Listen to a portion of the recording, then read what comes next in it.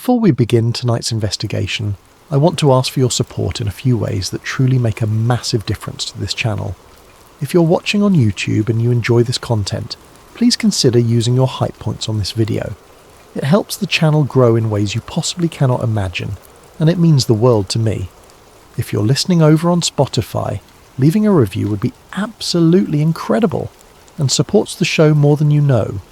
Also, if you feel like it, drop a comment letting me know what time it is where you are and where in the world you're listening from.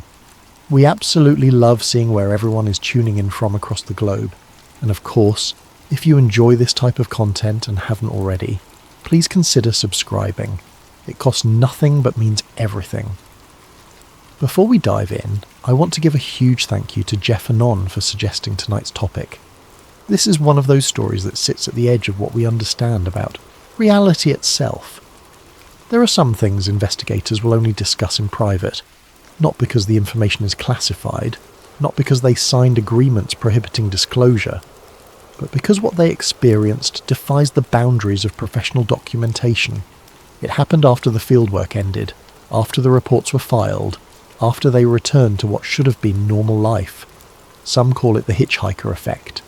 It is not an official term. You will not find it in government databases or academic journals. But among those who have investigated unidentified aerial phenomena for military and intelligence agencies, the term circulates quietly. It describes something that should not be possible. Activity that begins only after the investigation concludes.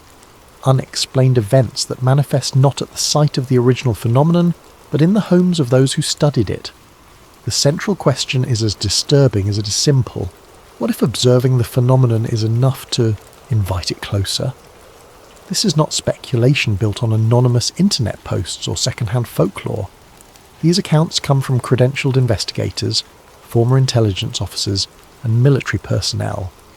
People trained to document observable reality.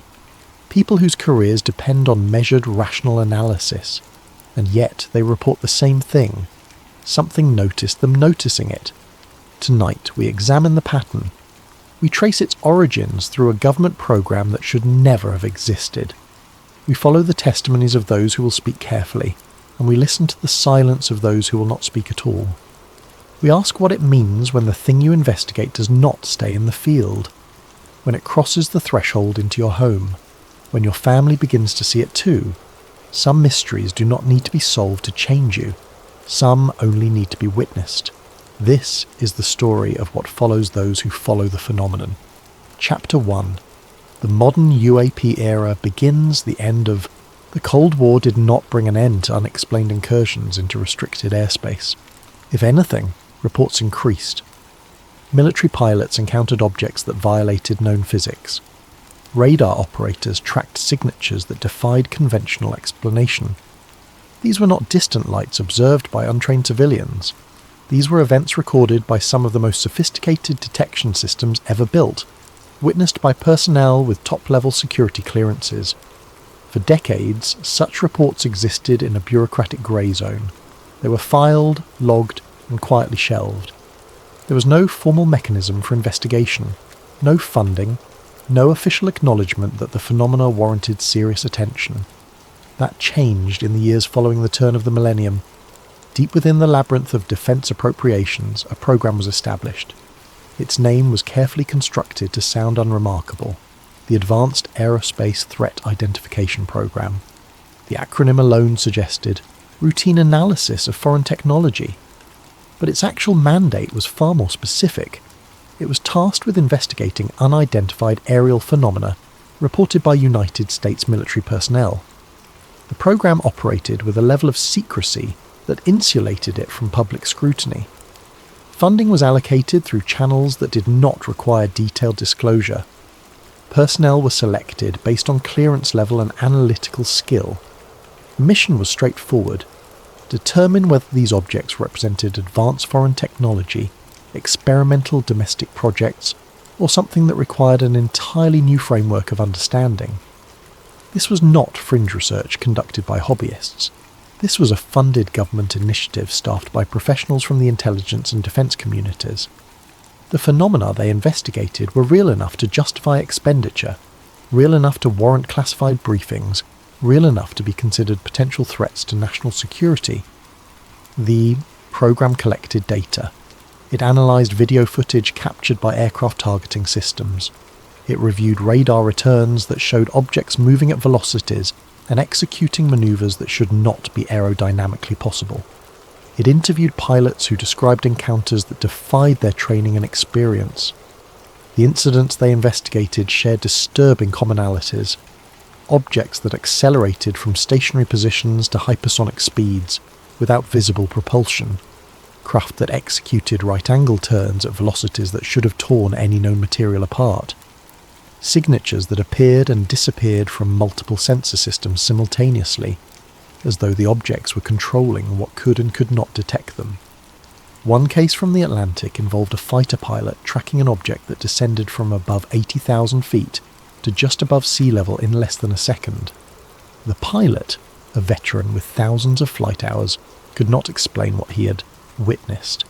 The object left no heat signature, no sonic boom, no trail.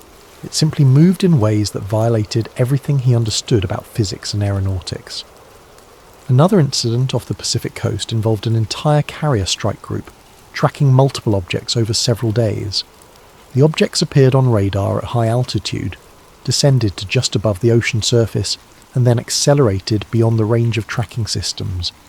They demonstrated coordinated movement, suggesting either multiple craft operating in formation or a single intelligence directing their behaviour. These were not isolated events. They represented a pattern, a persistent presence, something operating in restricted airspace with complete impunity, demonstrating capabilities that exceeded anything in the known arsenal of any nation on Earth. And in the process of conducting these investigations, something else began to happen. Something that was never part of the mission parameters, something that would only emerge after the program's existence became public, and former personnel began to speak cautiously about what they had experienced. The phenomenon, it seemed, did not limit itself to military airspace.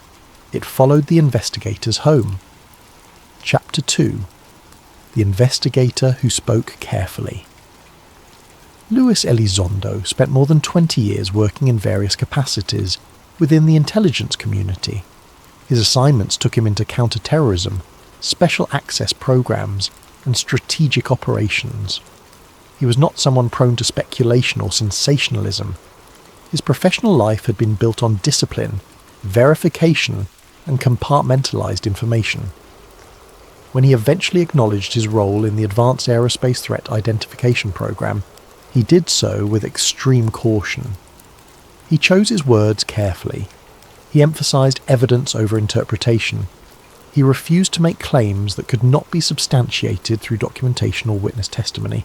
But there was one subject where his language became even more measured. One area where he acknowledged a pattern without offering an explanation. One phenomenon he discussed only when directly asked. The experiences reported by investigators after they returned from fieldwork. He used the term hitchhiker publicly, though he made it clear the term was informal, unscientific.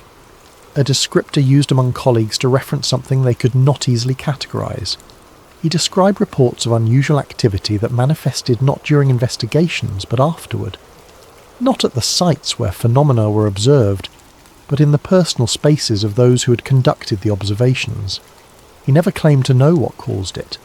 He never offered a definitive theory. But he acknowledged the consistency of the reports. He acknowledged that multiple investigators, working independently, had described similar experiences, and he acknowledged that these experiences occurred frequently enough to warrant informal discussion within the investigative community. When pressed for details, he would describe the types of events reported: unexplained lights, electromagnetic disturbances, experiences that involved family members who had no direct connection to the investigations. He emphasized that these were not isolated incidents. They followed a pattern. They occurred across different geographic locations, involving different personnel under different circumstances. What united them was this: they began after exposure to the phenomena being investigated. Elizondo's career had prepared him for ambiguity. Intelligence work rarely provides clear answers. Assessments are built on probabilities, not certainties. Conclusions remain provisional. But the hitchhiker reports challenged even that framework. These were not events that could be assessed through conventional intelligence methodology.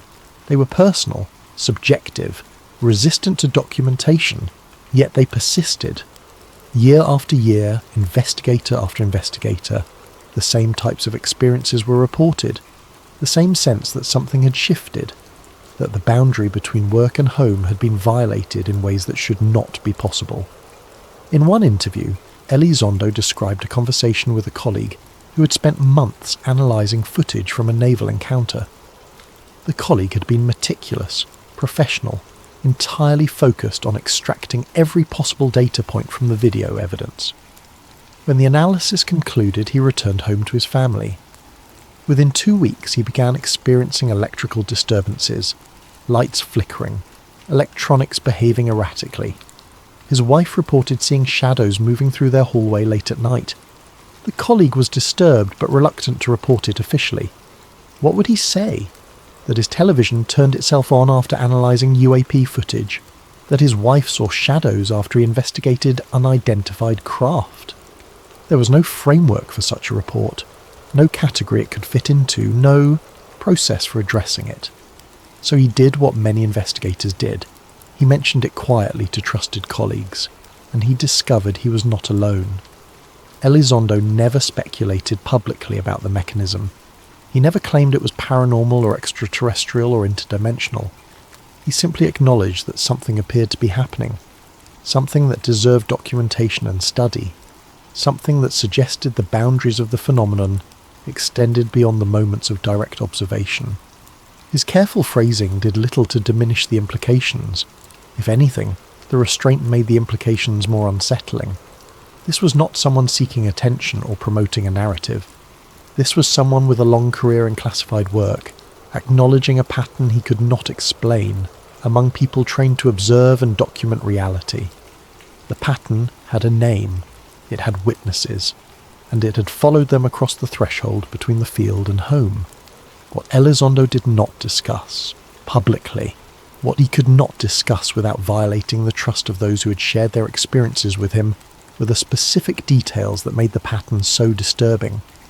The reports were not vague, they were precise, detailed, consistent in ways that suggested a shared reality rather than mass delusion or suggestion.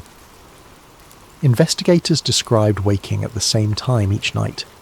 3:47 in the morning appeared with statistical frequency, to find their bedrooms illuminated by a soft, sourceless light. They described the sensation of pressure, as though the air itself had become denser. They described a presence, not threatening but undeniably there, observing from just beyond the range of direct perception. And they described the aftermath, exhaustion that sleep could not remedy, a persistent sense of being watched, dreams that felt less like dreams and more like memories of events that had not quite happened. These were not the reports of unreliable witnesses. These were intelligence professionals, people trained in observation, trained to distinguish between perception and reality, trained to question their own conclusions. And yet, they were reporting experiences that defied every framework they had been trained to use. Elizondo's role became that of quiet acknowledgement.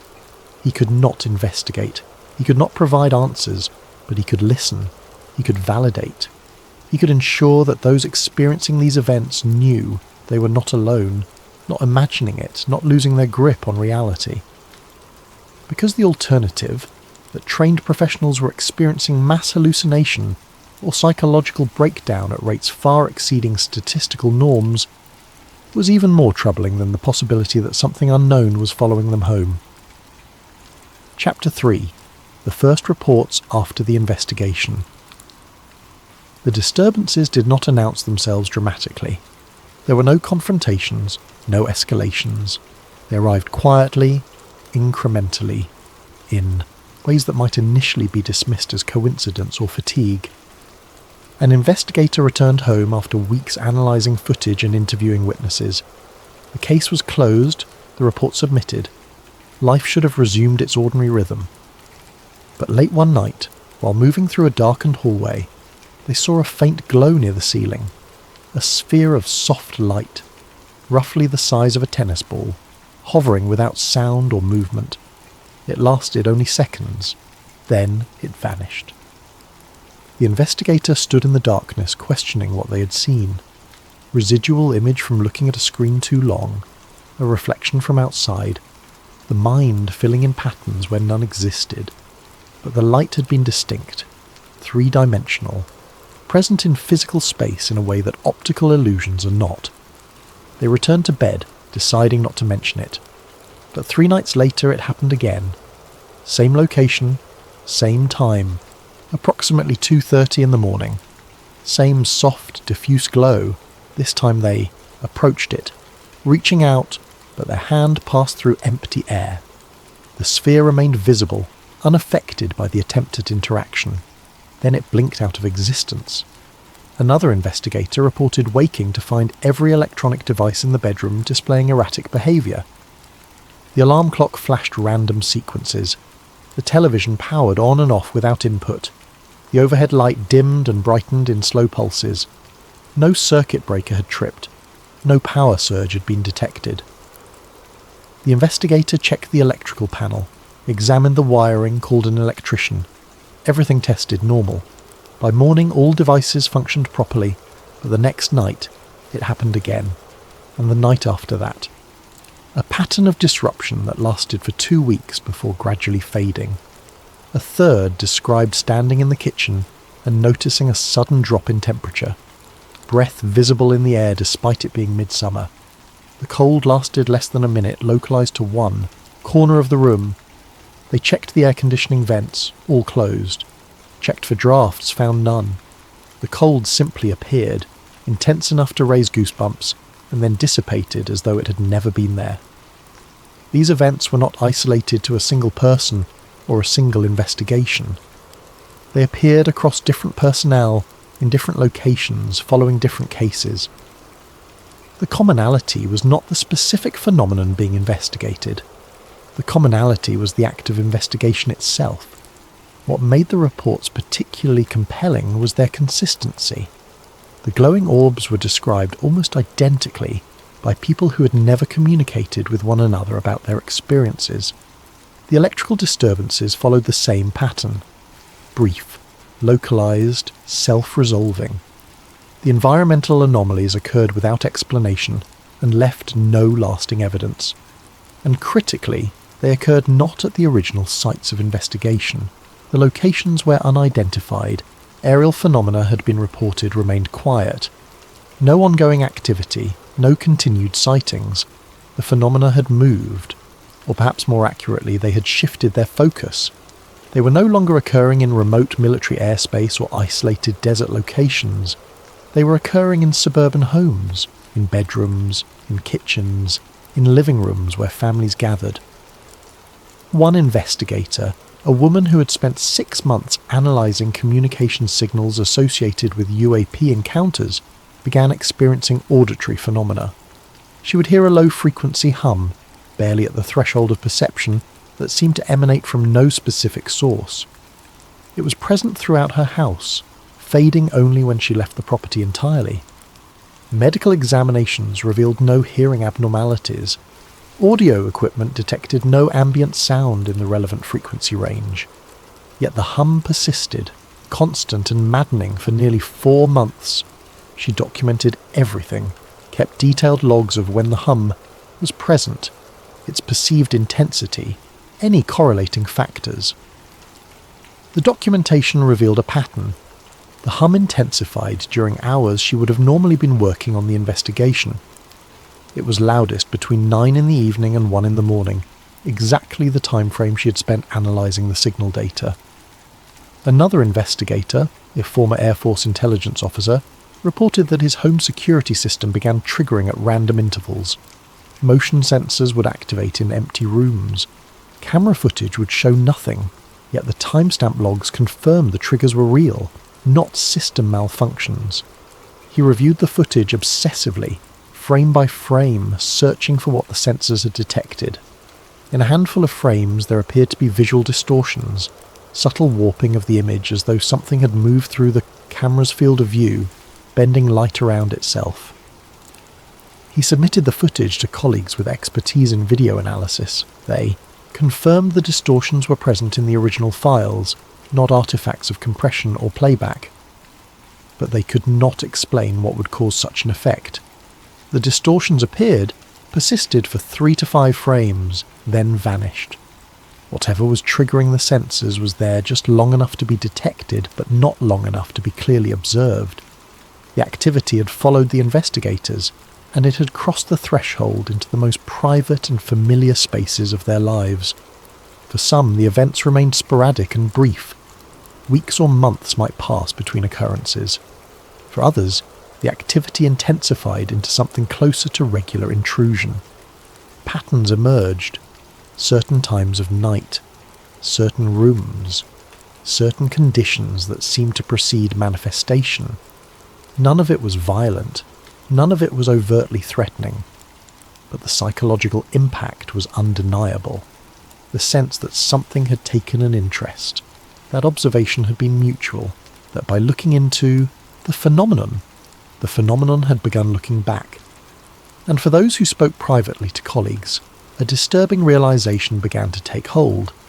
The activity did not seem random. It felt intentional, directed, as though something had followed them home to continue an observation of its own. One investigator described lying in bed, unable to sleep, overwhelmed by the certainty that he was being watched.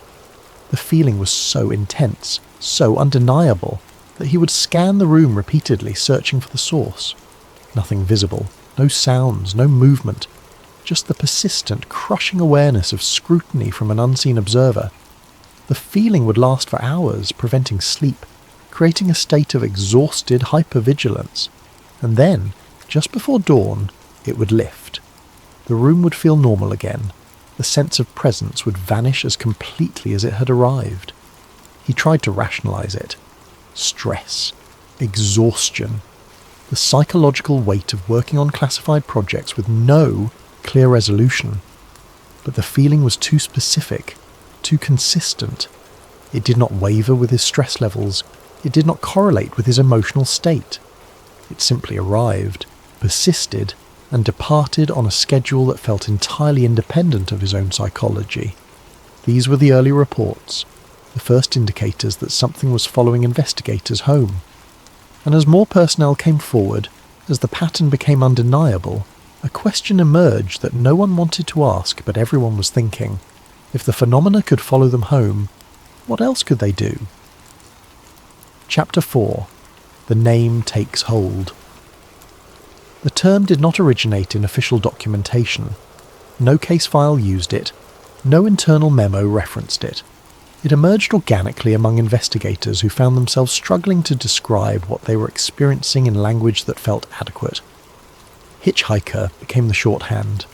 Informal, almost casual. But the implications beneath the word were anything but. A hitchhiker is something that attaches without invitation, something that travels along a path not its own, something that uses another as a vehicle. The analogy was imperfect, but it captured the essence of what was being reported. Something had accompanied investigators away from the field. It had used their awareness, their attention, their focus as a means of crossing into spaces it should not occupy. The name spread quietly through private conversations, in debriefings that were never recorded, in phone calls between colleagues comparing notes on experiences they hesitated to document formally.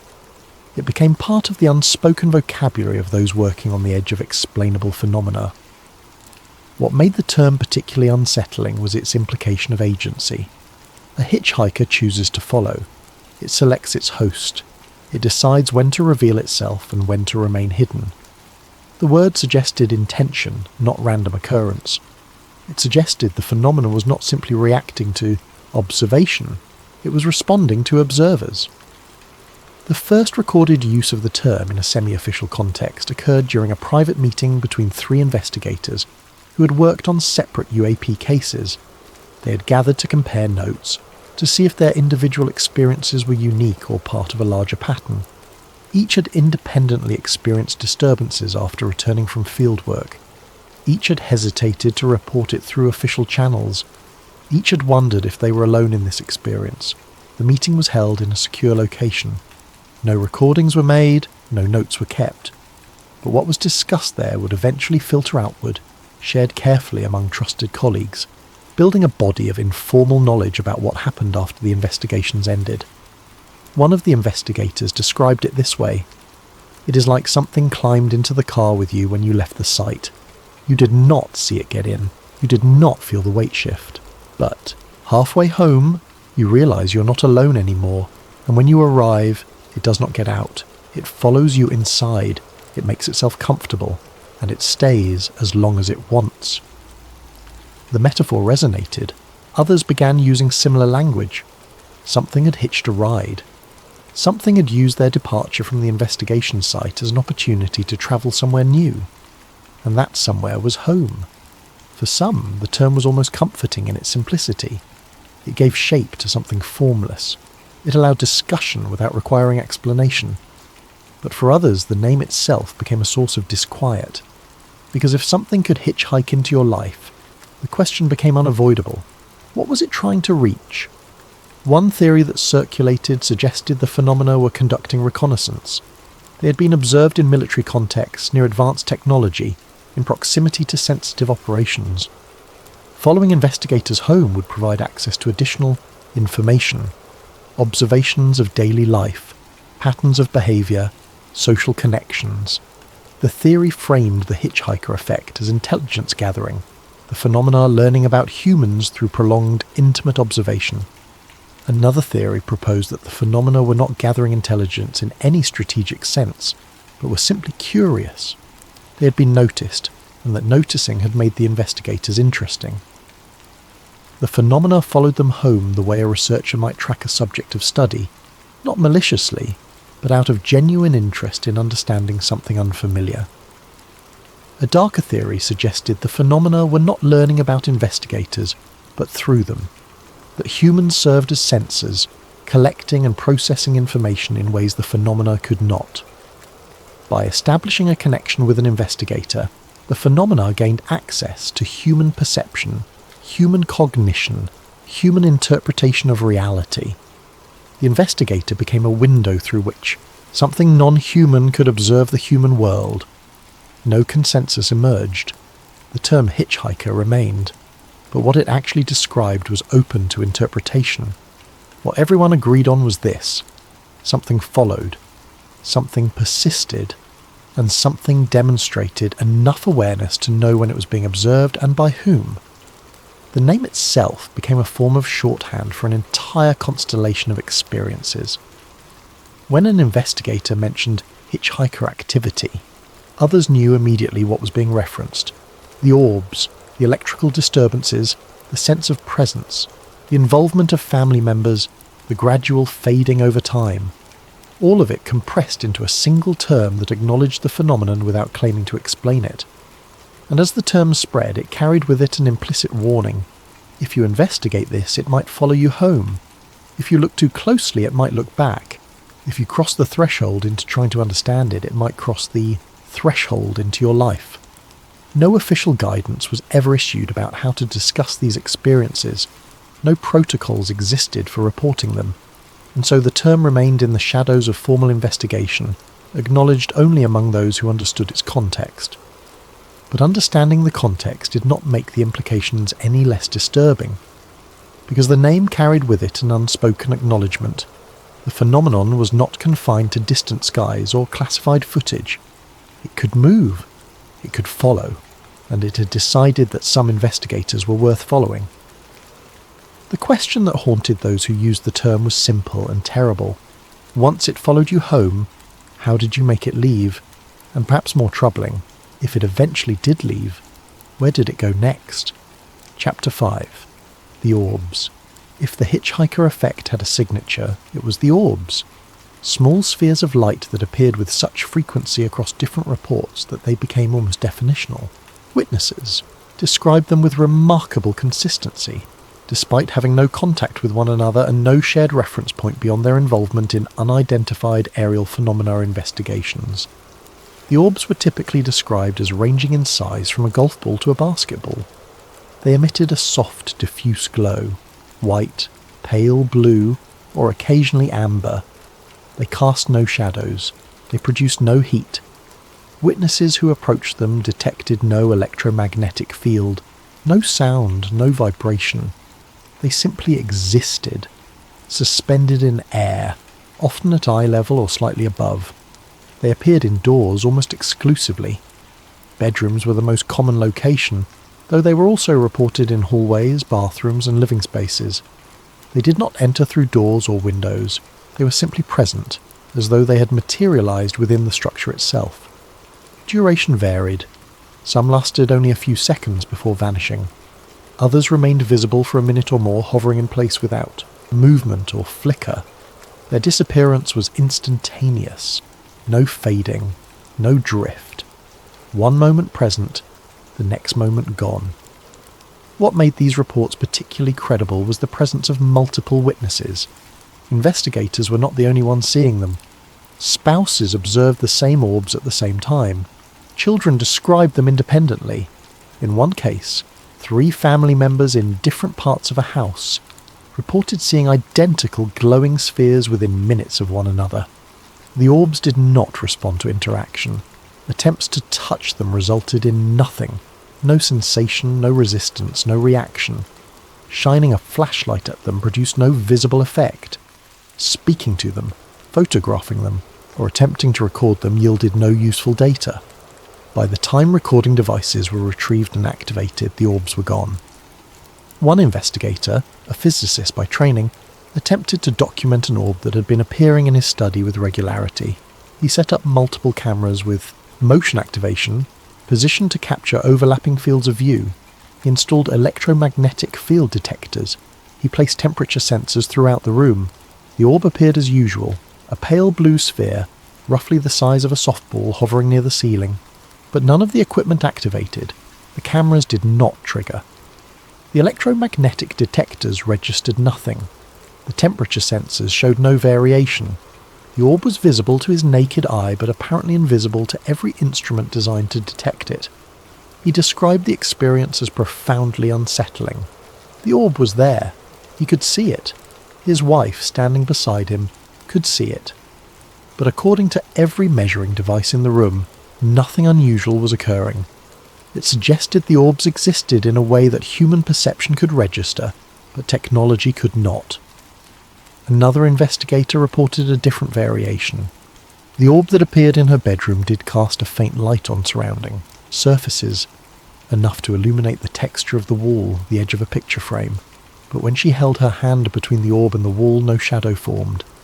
The light passed through her hand without obstruction, as though she were not there. Yet she could see the orb clearly, and it was definitely producing illumination. The physics made no sense. Light that illuminates but casts no shadow. Objects visible to multiple observers but undetectable by cameras. Spheres that occupy physical space but have no measurable properties. Children's descriptions of the orbs were particularly interesting. They lacked the analytical framework adults brought to the experience. They simply described what they saw, often with less fear than their parents. One child called them the visiting lights. Another referred to them as the watching balls. A third, when asked what they thought the orbs were, responded simply, "They are checking on things." The frequency of orb sightings varied by investigator.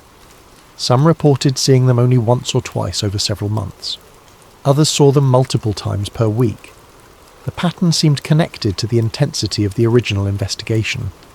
Those who had spent longer periods analysing UAP cases, who had immersed themselves more deeply in the material, tended to report more frequent manifestations. One investigator who had worked on a particularly complex case involving multiple UAP sightings over an extended time frame reported seeing orbs almost nightly for 3 months. They appeared in different rooms at different times, but always when he was alone, never when his wife was present. It was as though the phenomenon was calibrating its appearances, choosing moments of isolation for its observations. He began documenting the appearances in a detailed log, date, time, location, duration, colour, size, behaviour. The log revealed patterns he had not consciously noticed. The orbs appeared most frequently on nights when he had been thinking about the case, when his mind had returned to the questions the investigation had raised. They appeared less frequently when he was distracted by other matters, focused on unrelated work or family activities. The correlation suggested something disturbing. The orbs were responding to his mental state. They appeared when his attention was directed toward the phenomena. They manifested when he was actively thinking about UAPs, processing the implications, wrestling with the unanswered questions. It was as though thinking about the phenomenon was itself a form of invitation, as though directed attention created a signal that could be detected and followed. For those familiar with historical accounts of unexplained phenomena, the orbs evoked older terminology: will-o'-the-wisps, ghost lights, Foo Fighters. But those historical sightings occurred outdoors, in remote locations, under conditions that allowed for environmental explanations. These orbs appeared inside climate-controlled homes, in cities, in suburban neighbourhoods, in places where swamp gas and atmospheric conditions could not account for their presence. The frequency of orb sightings among those involved in unidentified aerial phenomena investigations was statistically notable. A survey conducted informally among former programme personnel found that over 60% reported seeing orbs at least once after involvement in UAP investigations. Among those who had worked on multiple cases or spent extended periods analysing UAP data, the percentage rose above 80. These numbers were never officially compiled or analysed. The survey was conducted through private channels, shared only among trusted colleagues.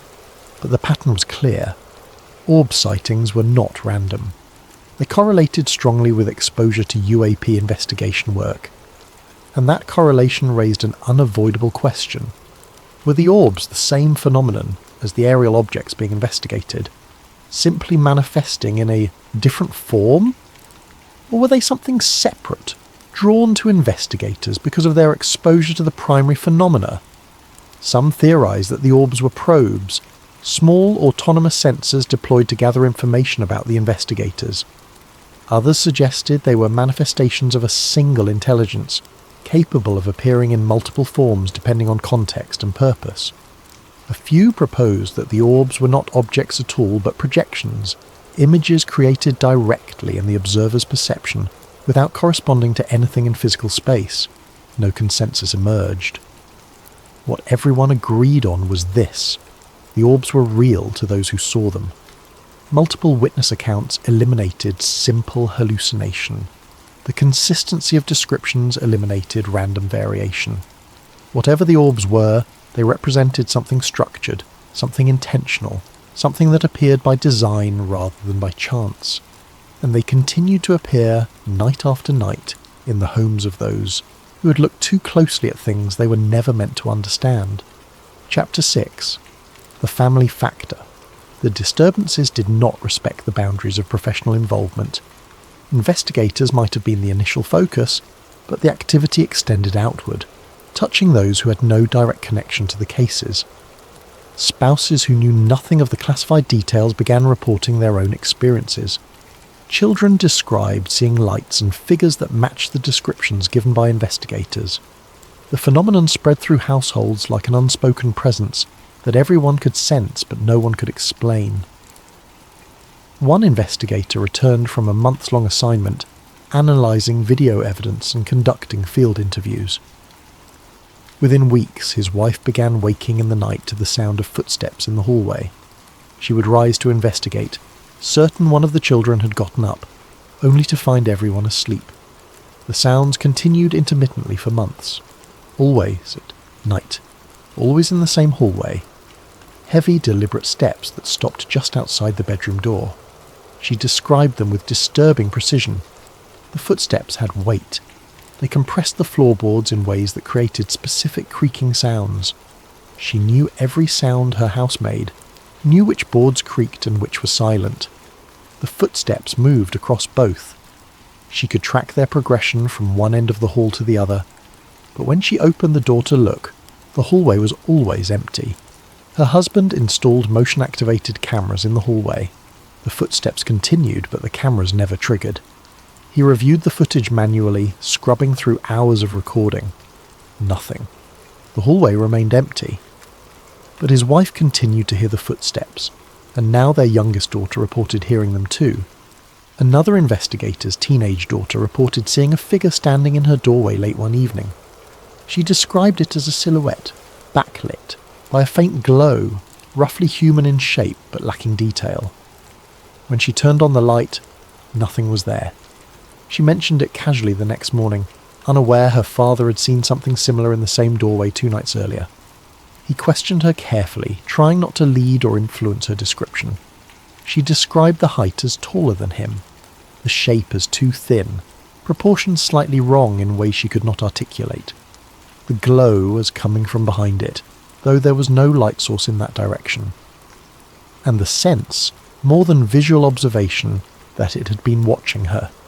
Her description matched his own experience with disturbing accuracy. They had both seen the same thing, in the same location, separated by only 2 days.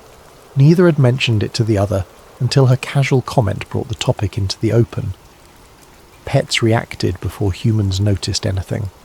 Dogs would stare at empty corners, hackles raised, growling at nothing visible. Cats would fixate on points in the air, tracking movement no one else could see. Animals provided early warning of manifestations that would become apparent to human occupants minutes later. One family's dog, a German shepherd trained as a service animal, began exhibiting behaviour his owner had never seen before.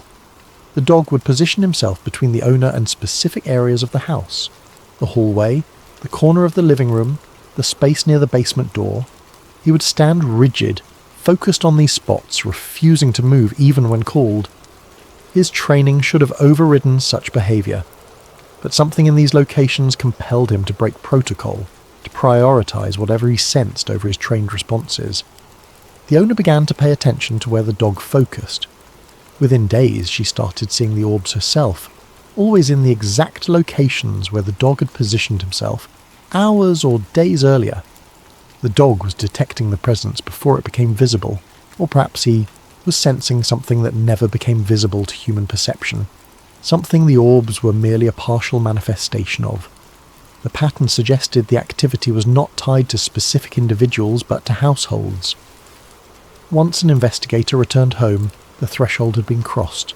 The phenomenon had access, and it did not limit its attention to the person who had conducted the investigation. Children were particularly sensitive. They reported experiences more frequently than adults and described them with less hesitation.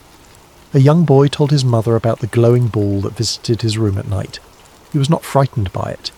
He described it as curious, like it was looking at things. His mother dismissed it as imagination, until she saw the same glowing sphere herself, hovering near the ceiling of his bedroom while he slept. A girl drew pictures of light she saw floating near the ceiling.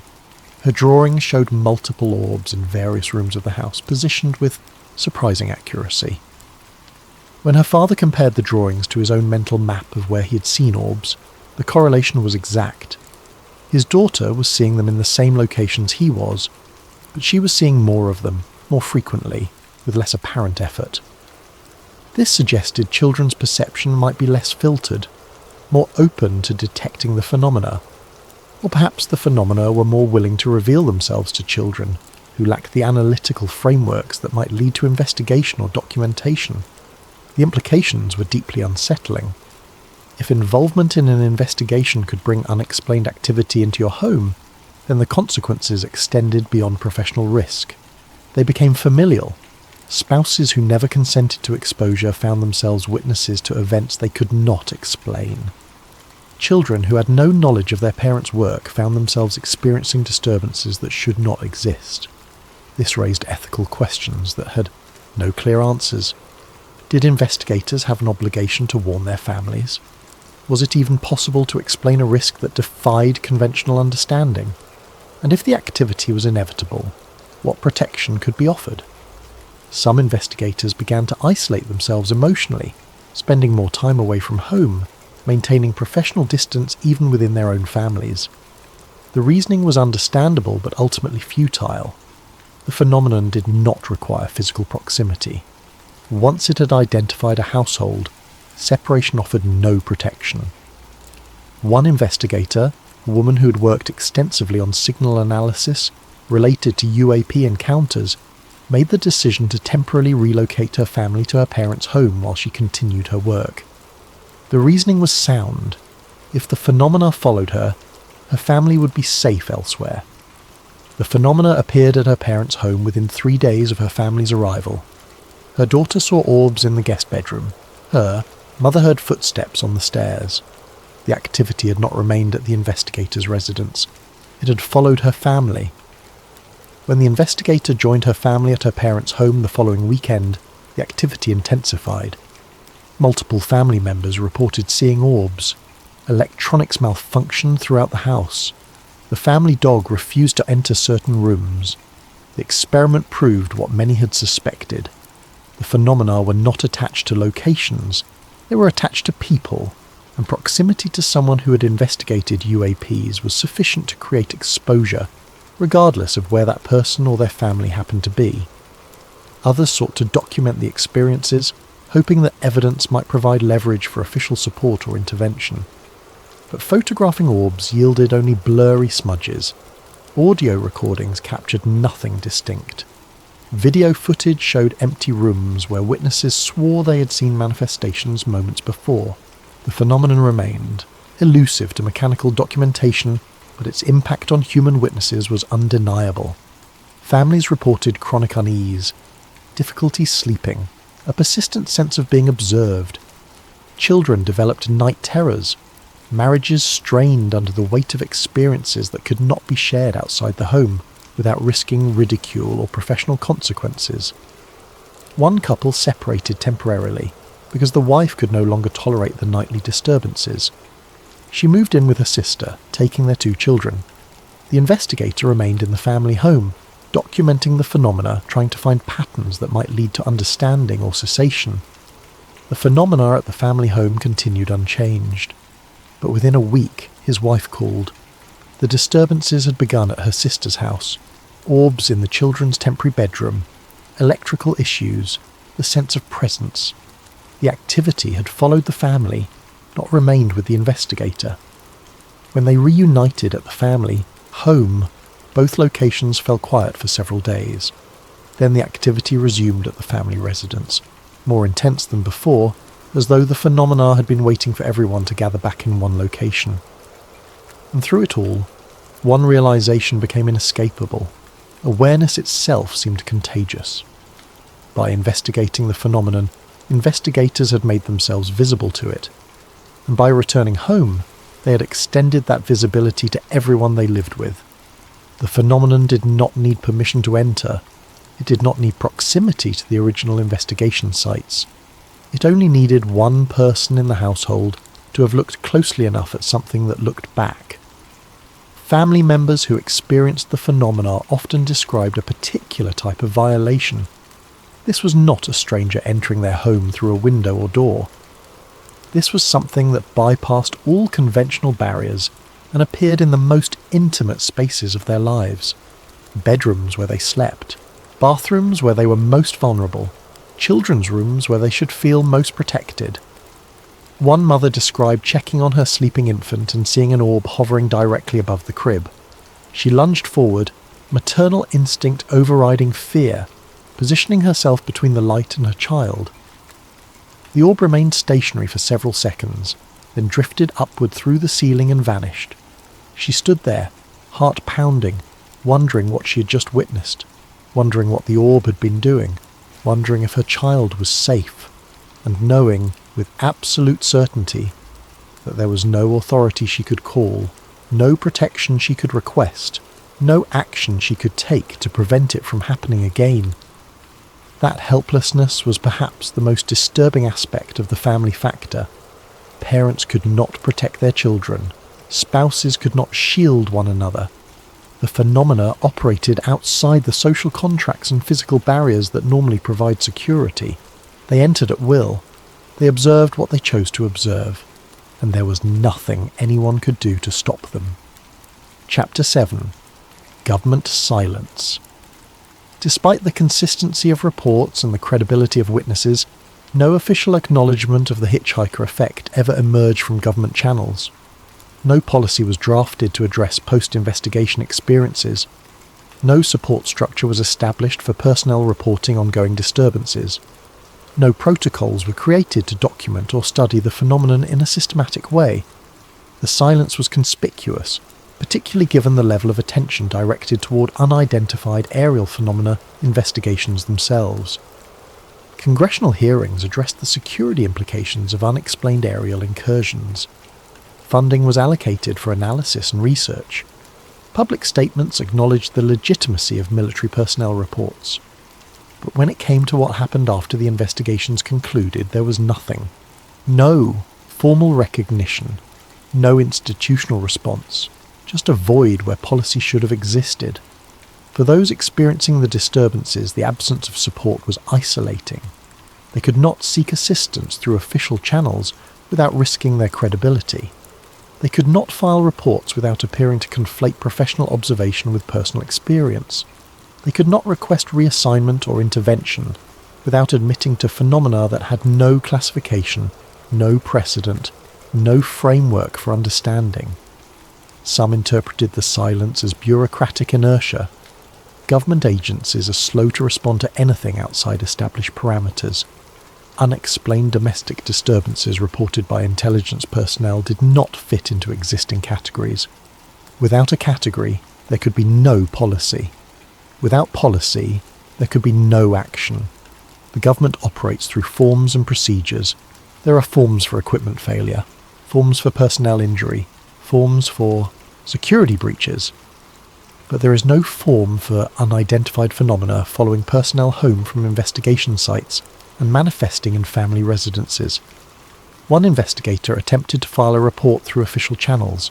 He documented his experiences carefully, included witness statements from family members, attached logs of the disturbances with dates and times. He submitted it through his chain of command, following proper procedure. The report was returned 3 days later with a note suggesting he seek medical evaluation for stress-related symptoms. There was no investigation, no follow-up, no acknowledgement that the content of his report might describe anything real. He was offered counselling. He was encouraged to take time off. But the report itself disappeared into administrative silence, never to be referenced again. Other investigators learned from his experience. They stopped attempting to report through official channels. They stopped expecting institutional support. They began creating informal networks instead, comparing experiences privately, developing their own frameworks for understanding what they were experiencing. But others saw something more deliberate in the silence. A choice not to acknowledge because acknowledgement would carry implications too vast to manage. If the government confirmed that investigators were experiencing ongoing phenomena after returning from fieldwork, it would validate the idea that the phenomena were not contained, not limited to specific locations or specific moments, that they could follow, that they could persist, that they could cross boundaries no physical object should be able to cross. Acknowledging hitchhiker cases would mean acknowledging that exposure to the phenomenon carried lasting consequences, that personnel involved in investigations were at risk not just in the field, but in their homes, that families were being affected, that the phenomena were not simply objects to be tracked and catalogued, but something more complex, more interactive, more aware. And if that awareness was real, then every investigation carried a cost beyond resource expenditure and operational security. It carried the cost of being noticed, of drawing attention that could not be easily dismissed or escaped. The conspiracy theory that circulated among those familiar with the reports was straightforward. The government remained silent because speaking would require admitting the phenomenon was not under control, that despite decades of investigation, advanced technology, and classified programs, there was something operating outside the boundaries of understood reality. Something that could not be contained by security clearances or restricted airspace. Something that noticed when it was being watched. And that followed those who watched too closely. One former program administrator spoke about the silence in carefully measured terms during a private conversation that was later recounted by colleagues. He suggested that institutional acknowledgement would create obligations the institution was not prepared to meet.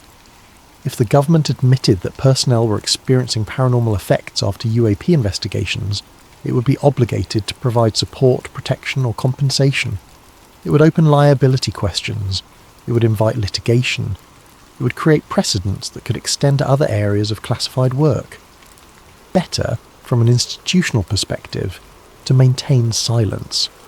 To treat individual reports as isolated psychological episodes, to avoid creating any official record that could be cited or referenced, to leave investigators to manage their experiences privately without institutional validation or support. This interpretation suggested the silence was not accidental or bureaucratic, it was strategic, a calculated decision to preserve operational security and limit institutional liability by refusing to acknowledge phenomena that defied conventional explanation. For the investigators living with the consequences, the silence was not just institutional neglect, it was abandonment. They had been tasked with investigating phenomena that defied explanation, and when those phenomena followed them home, they were left to manage the aftermath alone. No debriefing addressed it, no counselling acknowledged it, no reassignment protected against it. The experience became something endured privately, shared only among those who understood because they had lived it themselves. Several investigators reported that when they did attempt to discuss their experiences with military or civilian mental health professionals, they were diagnosed with post-traumatic stress, anxiety disorders, or referred for sleep studies. The underlying assumption was always that the experiences were psychological, not phenomenological. That treatment should focus on the investigator's mental state, not on documenting the events they described. One investigator spent 6 months in therapy addressing what his counsellor characterised as stress-induced hallucinations. The counsellor was competent, well-meaning, operating within an accepted framework of psychological treatment, but that framework had no space for the possibility that what the investigator described was real. Every session reinforced the interpretation that the problem was internal, psychological, resolvable through cognitive restructuring and stress management. The investigator discontinued therapy, not because it was unhelpful for his stress and anxiety, those were real secondary effects of his experiences, but because the core issue, the phenomena themselves, could not be addressed within a framework that categorically denied their existence. And the silence persisted, not because the experiences were unknown, but because acknowledging them would mean confronting a reality that institutional frameworks were not designed to contain. In the absence of official acknowledgement, investigators created their own support structures, private phone trees for those experiencing active phenomena, informal databases of reported incidents, shared strategies for managing the psychological impact, community built in the spaces institutional support should have occupied. These informal networks operated entirely outside official channels. Information was shared through personal contacts, encrypted communications, face-to-face meetings in locations where conversations could not be monitored or recorded. The networks grew slowly, carefully, as trust was established and experiences verified. Within these networks, the investigators found what the institution could not provide: validation. The certainty that they were not hallucinating, not delusional, not experiencing psychological breakdown, that others had seen the same things, felt the same presences, endured the same intrusions into their private lives. But even this community-based support had limits. They could share experiences, they could offer empathy, they could confirm that the phenomena were real, but they could not make them stop. They could not protect families, they could not provide the resources or authority that would be necessary for systematic investigation and potential mitigation. They were intelligence professionals reduced to informal support groups, meeting in secret to discuss phenomena their own government refused to acknowledge, despite having tasked them with investigating the very things that had followed them home. The silence, they understood, was the final confirmation. The government knew. It had to know. Too many personnel had reported similar experiences for it to be entirely unknown. But knowing and acknowledging were different things. Acknowledgement would require action, and action would require admitting the boundaries of human understanding and control. were far more permeable than official narratives allowed, so the silence persisted. And in that silence, investigators and their families faced the phenomena alone. Chapter 8. Old Stories, New Language. The terminology might have been modern, but the experience was not. Across cultures and centuries, there existed accounts of something that followed those who ventured too close to boundaries meant to remain uncrossed. Spirits that attached to travellers who wandered into sacred spaces. Watchers that observed those who observed forbidden things. Entities that took an interest in individuals who demonstrated too much curiosity about the nature of reality itself. In folklore, these were stories of consequence, of thresholds violated and prices paid, of realms that should not be entered and knowledge that should not be pursued. The narrative structure was consistent. Someone looked where they should not have looked, and something followed them back. The modern reports from unidentified aerial phenomena investigators mirrored these ancient patterns with unsettling precision. The language had changed. The framework had shifted from spiritual to phenomenological, but the core experience remained recognizable. Observation invited reciprocal observation. Attention drew attention. Crossing into the space of the unknown meant the unknown could cross back. Indigenous traditions from North America spoke of beings that existed at the edge of perception, visible only to those who knew how to see. But visibility was dangerous. To see them was to be seen. To acknowledge their presence was to invite acknowledgement in return. The act of witnessing created a relationship, and relationships implied ongoing contact. Navajo traditions warned against looking too closely at certain phenomena, particularly lights that appeared where no light should be. These were not regarded as simple natural occurrences, but as manifestations of intelligence. Looking at them directly, paying them prolonged attention, was understood to create a connection, and once connected, separation was difficult. Elders in these traditions maintained specific protocols for those who accidentally witnessed such phenomena, averting the eyes, refusing to speak of it directly, using indirect language to refer to the experience, all designed to minimize the connection, to avoid deepening the relationship between observer and observed. Modern investigators, operating within Western scientific frameworks, had no such protocols. They had been trained to observe directly, to document thoroughly, to analyze exhaustively. Everything in their professional methodology demanded sustained, focused attention, and that attention, according to older traditions, was precisely what created the connection. Medieval European accounts described scholars and mystics who pursued forbidden knowledge only to find themselves haunted by what they had uncovered. Not metaphorically haunted, but literally, experiencing manifestations in their homes, disturbances that persisted long after their studies had ended. The knowledge itself seemed to carry a presence, something that used the scholar's awareness as a doorway. One account from the 15th century described an alchemist who claimed to have discovered methods for perceiving beyond normal human vision. Within weeks, he reported seeing figures in his laboratory, shadows that moved with purpose, lights that appeared without source. His writing suggested he believed he had opened a perceptual doorway that he could not close. He abandoned his work entirely, but reported that the manifestations continued for years afterward, gradually diminishing but never entirely ceasing. Shamanic traditions across continents warned of entities encountered during altered states of consciousness, beings that could follow the traveller back from visionary spaces into waking reality. Protection rituals existed specifically to sever these connections, to ensure that what was encountered in one realm did not persist into another. Siberian shamanic practice included extensive purification protocols after journeys into non-ordinary reality. These were not symbolic gestures, but practical procedures believed to prevent entities from following the shaman back into ordinary life.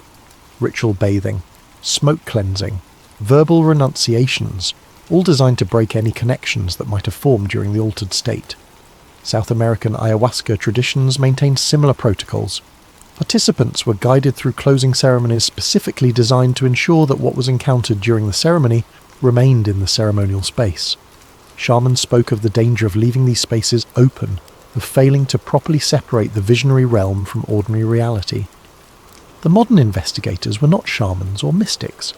They were intelligence professionals and military personnel operating within the framework of government-funded research. But their experiences aligned with the warnings embedded in these older traditions. They had looked closely at phenomena that defied conventional physics. They had studied footage and analysed reports and conducted fieldwork in locations where unidentified objects had been observed. And something had followed them home. The conspiracy framing suggests that these older stories were not superstition or primitive misunderstanding. They were accurate descriptions of something real, something that has always existed at the boundary between known and unknown, something that responds to observation with observation of its own. Modern technology did not protect against it. Security clearances did not insulate from it. Scientific methodology did not prevent it. The phenomenon operated outside the frameworks designed to contain and categorize reality. It existed in a space where attention itself was the mechanism of contact. Japanese folklore contained stories of tsukumogami, objects or phenomena that gained awareness after being observed or interacted with extensively. The concept suggested that sustained attention could imbue things with a form of sentience, or at least create the appearance of such. The warning was clear: pay too much attention to something, and it might pay attention back. Celtic traditions spoke of the fair folk, who took particular interest in those who could see them. Being fey-touched meant having the ability to perceive what most could not. But that ability came with consequences. The fair folk would visit those who could see them, appearing in homes, creating disturbances, demanding acknowledgement. The only protection was to avoid demonstrating the ability to see them in the first place. Aboriginal Australian traditions maintained strict protocols around certain sacred sites and phenomena. These were not casual restrictions, but serious prohibitions based on understood consequences. Looking at certain things, being in certain places during particular conditions, could create connections that would persist for the rest of the observer's life. The phenomena associated with these sacred spaces were understood to follow those who violated the protocols. What the folklore preserved, and what the modern reports confirmed, was a simple and terrible truth. Some things do not need to be touched to follow you. They only need to be seen. The language had evolved. Spirits became phenomena. Hauntings became post-investigation disturbances. But the core experience had not changed. Those who looked too closely into the nature of unexplained reality found that reality looking back, and once noticed, the relationship persisted. One researcher who had studied both UAP reports and historical folklore noted the structural similarities in a private paper that circulated among colleagues. The paper documented parallels between modern hitchhiker reports and traditional accounts from over 40 different cultures spanning 3,000 years. The consistency of the pattern suggested something fundamental about the relationship between observation and the observed in contexts involving anomalous phenomena. The paper proposed that human cultures had developed protective protocols precisely because the hitchhiker effect was a real, persistent danger. The rituals were not superstitious nonsense, but practical procedures developed through trial and error over countless generations. Modern investigators, operating without these protocols, were encountering the same phenomena that ancient observers had learned to protect themselves against. The implication was disturbing. By abandoning traditional protective frameworks in favour of direct scientific observation, modern investigators had made themselves more vulnerable, not less. They looked directly when they should have averted their eyes. They documented exhaustively when they should have looked briefly and moved on. They maintained sustained focus when they should have deliberately scattered their attention. And the phenomenon noticed, just as they always had, just as the old stories warned they would. Chapter 9. The Consciousness. Question. Among researchers attempting to understand unidentified aerial phenomena, a hypothesis began to circulate that challenged every assumption about the nature of the phenomena themselves. It suggested that the objects observed in restricted airspace, the lights tracked on radar, the encounters reported by credible witnesses, all of it might not be primarily physical in the conventional sense. Instead, the hypothesis proposed the phenomena might interact through consciousness itself. This was not mysticism disguised as science. It emerged from the data. from the observation that the phenomena seemed responsive to attention, that they appeared more frequently to those actively looking for them, that military personnel trained to observe and identify aircraft encountered them at rates statistically improbable if the phenomena were random occurrences. The phenomena seemed to know when they were being watched. They demonstrated behaviour that suggested awareness of observation. They appeared on sensors and then vanished when approached. They performed manoeuvres that seemed designed to be seen, to be impressive, to capture attention, and then they departed before any meaningful data could be collected. If the phenomena were purely physical objects, their behaviour made little strategic sense. But if they were something else, something that existed partially or primarily in relationship to consciousness, then the behaviour became logical. They were not evading detection, they were managing it, controlling it, allowing just enough observation to generate interest while preventing the kind of sustained analysis that would lead to understanding. And if consciousness was the medium of interaction, then the act of investigation was not passive observation. It was participation. It was engagement. It was the establishment of a relationship that did not end when the investigator left the field. This would explain the hitchhiker effect entirely.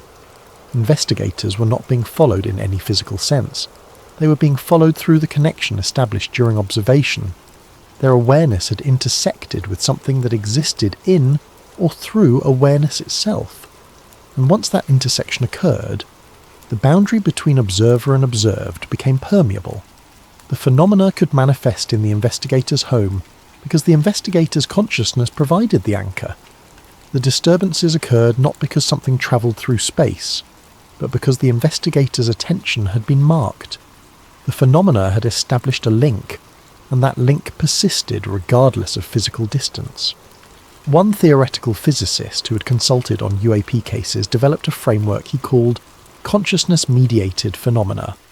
The framework proposed that certain types of phenomena exist in a state that is partially dependent on observation for manifestation, not in the quantum, mechanical sense of the observer effect, but in a more fundamental way. According to this framework, the phenomena exist in a superposition between physical and non-physical states. Consciousness, specifically focused human attention calibrated to detect anomalous phenomena, causes a partial collapse of that superposition, allowing the phenomena to manifest in ways that can be detected by human senses or technological sensors. The framework explained several puzzling aspects of UAP encounters: why the phenomena appeared more frequently to trained observers, why they seemed to respond to being watched, why they manifested differently depending on context and observer expectations, why they could be detected by some systems but not others, why multiple witnesses sometimes reported seeing different details of the same event. If consciousness was part of the manifestation mechanism, then every observation was unique, shaped by the observer's perceptual framework and expectations. The phenomena existed, but their exact form was partially determined by who was looking and how they were looking. This framework also explained why the phenomena spread to family members. Consciousness, particularly within close relationships, is not entirely isolated. Emotional states transfer between individuals. Attention patterns influence one another. If the phenomena operated through consciousness, then proximity to someone who had established a link would create secondary exposure. Family members would encounter the phenomena not because they had investigated anything themselves, but because they shared psychological and emotional space with someone who had. The implications were staggering. If true, it meant that conventional investigation methods were fundamentally flawed. You could not study the phenomena from a safe distance. You could not observe without being observed. The act of looking created a bidirectional channel, and there was no way to prevent the channel from being used. It also meant that the phenomena were not alien in the sense typically imagined. Visitors from distant worlds navigating physical space. They were something stranger, something that existed in the overlap between mind and matter, something that used perception itself as both medium and message. Several researchers independently developed models suggesting that consciousness might have properties not accounted for in current neuroscience, that it might extend beyond the brain, creating fields or patterns that could interact with non-local phenomena. That focused attention might create detectable structures in these fields, structures that entities existing partially in conscious space could perceive and respond to. If these models were correct, then investigating UAPs was fundamentally different from investigating conventional phenomena. A conventional investigation might involve observing something without significantly affecting it, but investigating consciousness-mediated phenomena meant the investigation itself altered what was being investigated. The observer and the observed were entangled in ways that made separation impossible. For investigators grappling with ongoing disturbances, this framework offered both explanation and despair. Explanation because it made sense of experiences that defied physical logic. Despair because it suggested there was no escape. You could not outrun something that existed in your own awareness. You could not shield against something that used consciousness as its point of entry. The only defense would be to stop paying attention entirely, to cease thinking about the phenomena, to let the memories fade and the experiences drift into the background of ordinary life. But for those who had dedicated careers to understanding these phenomena, that was not a realistic option. Their professional identity was built on observation and analysis. Their minds returned to the questions compulsively, and every time they thought about the phenomena, every time they revisited the footage or the reports or the experiences, they were potentially renewing the connection. One investigator described it as being trapped in a feedback loop. The phenomena appeared in his home. He thought about them, trying to understand them. His focused attention made them more likely to appear again. Each appearance generated more thought, more analysis, more focused attention. The loop intensified until he consciously broke it by forcing his attention elsewhere, maintaining strict mental discipline to avoid thinking about the phenomena for extended periods. When he succeeded in redirecting his attention, immersing himself in unrelated work, focusing on family activities, deliberately avoiding any thought related to UAPs, the manifestations decreased in frequency. When his attention inevitably returned to the questions, the phenomena returned as well. The correlation was too consistent to be coincidental. His consciousness was the mechanism through which the phenomena accessed his life. And managing that consciousness, controlling where his attention went and what he allowed himself to think about, was the only tool he had for managing the intrusions. The consciousness hypothesis remained speculative, unproven by conventional scientific standards. But among those living with the hitchhiker effect, it resonated. It fit their experiences in ways that physical explanations did not. And it suggested that the real danger was not the phenomena themselves, but the act of noticing them in the first place. Because if consciousness was the doorway, then opening that door was an invitation that could not be easily revoked. Chapter 10. Why it eventually stops. For most investigators who report experiencing the hitchhiker effect, the disturbances eventually cease. The orbs stop appearing, the electromagnetic anomalies fade, the sense of being observed diminishes and then disappears. Households return to normal, families resume ordinary routines. The phenomena that seem so persistent simply stop. The timeline varies. For some, the activity ends within months. For others, it persists for years before finally fading. But the pattern holds across most cases. The phenomena do not escalate. They do not intensify into confrontational violence. They simply run their course and cease. This tapering is significant. It suggests the phenomena are not malicious in intent. They do not harm. They do not attack. They do not seek to terrify or destroy. Their presence is intrusive, unsettling, psychologically disturbing, but it is not dangerous in any conventional sense. The conspiracy theory that has emerged to explain this pattern is both reassuring and deeply unsettling. The phenomena are gathering information, not claiming victims. According to this interpretation, the phenomena observe investigators because the investigators have demonstrated something valuable: awareness, the ability to notice, the willingness to look closely at things that defy easy explanation, the capacity to maintain focus on phenomena that most people dismiss or ignore. This awareness marks the investigator as worthy of study. The phenomena follow them home not to harm them, but to observe them more closely, to see how they behave in unguarded moments, to understand how they react to the presence of the unexplained within their most private spaces, to gather data about human consciousness, human perception, human response to the impossible. Once that observation is complete, once the phenomena have learned what they came to learn, interest fades. The investigator is no longer novel.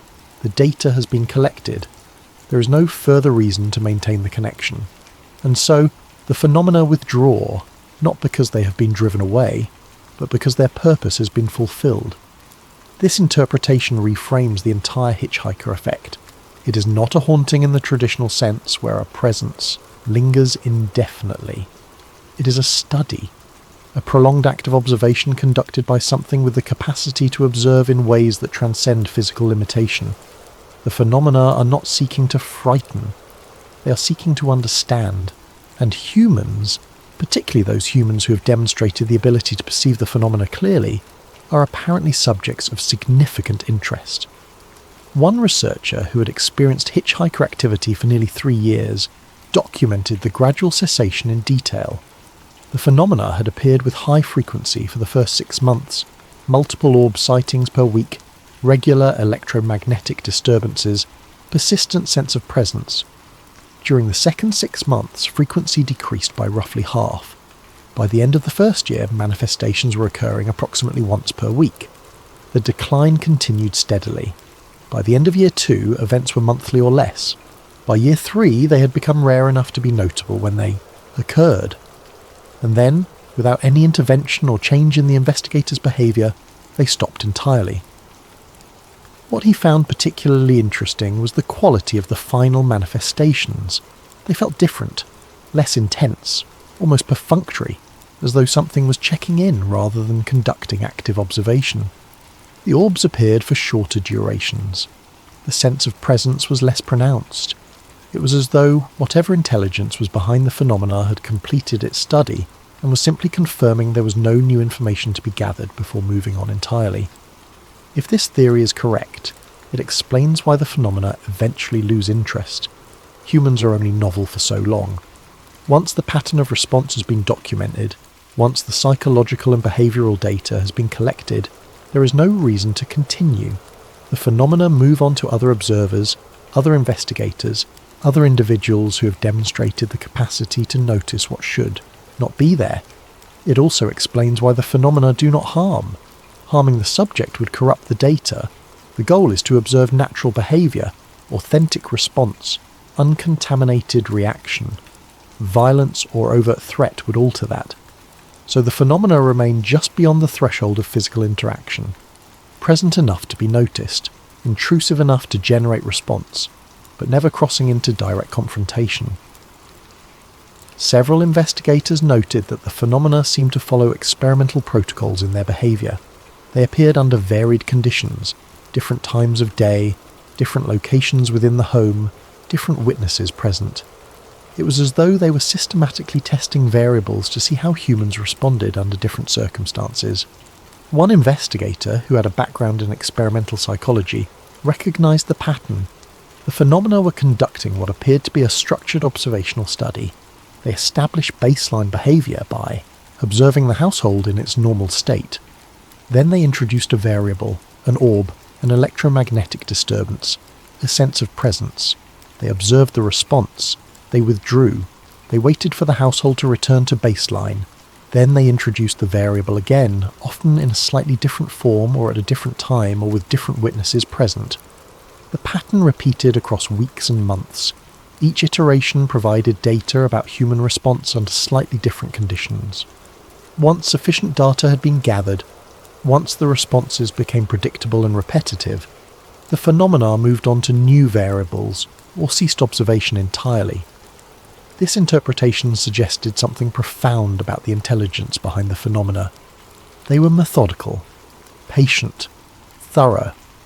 They were conducting research in the truest sense, systematic observation designed to understand a phenomenon of interest.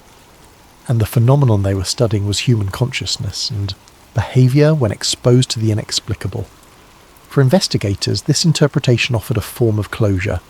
The disturbances were not random. They were not punishment. They were not attempts at communication or relationship. They were simply observation, and like all observation, they had a beginning, a duration, and an end. But the interpretation also carried a darker implication. If the phenomena are studying humans, then humanity is not the apex observer. We are not the only intelligence attempting to understand the nature of reality. We are being watched by something with capabilities that exceed our own, something that can move through our most private spaces, something that can manifest in our homes, something that treats human awareness as a subject of curiosity.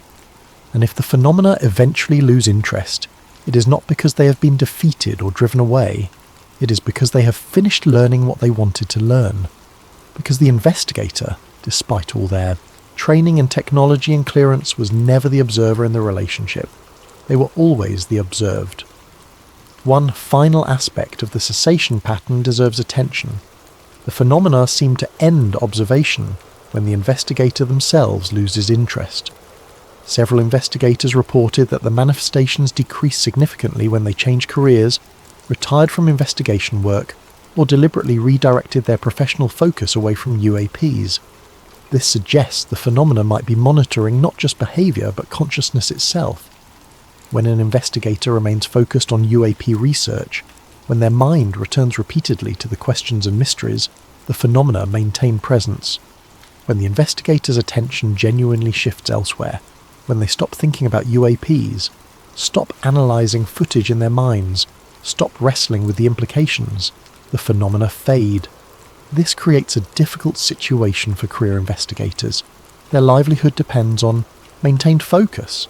Their professional identity is built around these questions.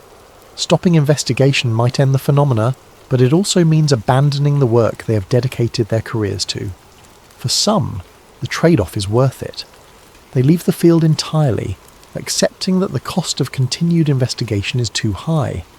For others, the phenomena are simply part of the job, an occupational hazard to be endured until the study concludes and the phenomena move on. But all of them, whether they continue or leave, carry the knowledge that they were not the ones conducting the investigation. They were the ones being investigated, and everything they thought they were learning was perhaps what the phenomena wanted them to learn. The student was never the student, the observer was never the observer, and the mystery was never about what they were looking at, it was about who was looking at them. Chapter 11. The Geographic Clusters. While hitchhiker activity appeared widely, distributed among investigators regardless of location, certain geographic areas demonstrated higher incident rates. These clusters suggested that location itself might play a role in either the intensity or frequency of manifestations. The first cluster to be identified centered on the southwestern United States, particularly areas in Nevada, New Mexico, and Arizona. These regions had long been associated with UAP sightings and military testing facilities. Investigators who lived in or relocated to these areas reported hitchhiker activity at rates approximately 40% higher than the baseline. One theory proposed that the regions themselves had higher concentrations of the phenomena, making manifestations more likely regardless of whether an investigator had recently worked on a case. Living in proximity to areas of high UAP activity might create passive exposure, similar to background radiation. Another cluster emerged along the Pacific coast, particularly in California. Several investigators based in this region reported that hitchhiker activity began not after specific investigations, but seemed to correlate with proximity to certain locations. One former intelligence analyst described driving along a particular stretch of coastal highway and feeling overwhelming sensations of being watched. The sensation persisted until she drove inland, at which point it vanished entirely.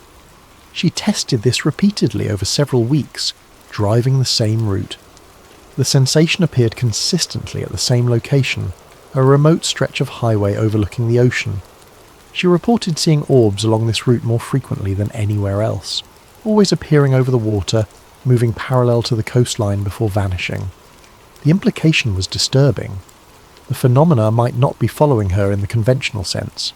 They might be present in certain locations, and her sensitivity to them, developed through investigation work, allowed her to perceive what was already there.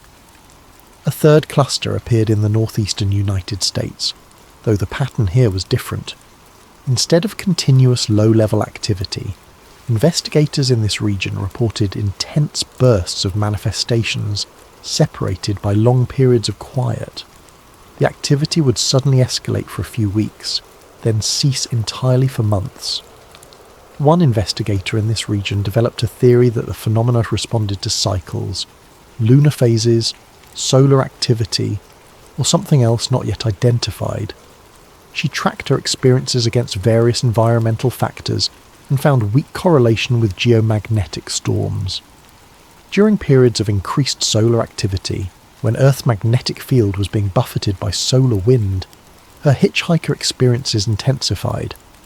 The correlation was not strong enough to be definitive, but it suggested the phenomena might be more easily manifested or detected during certain conditions.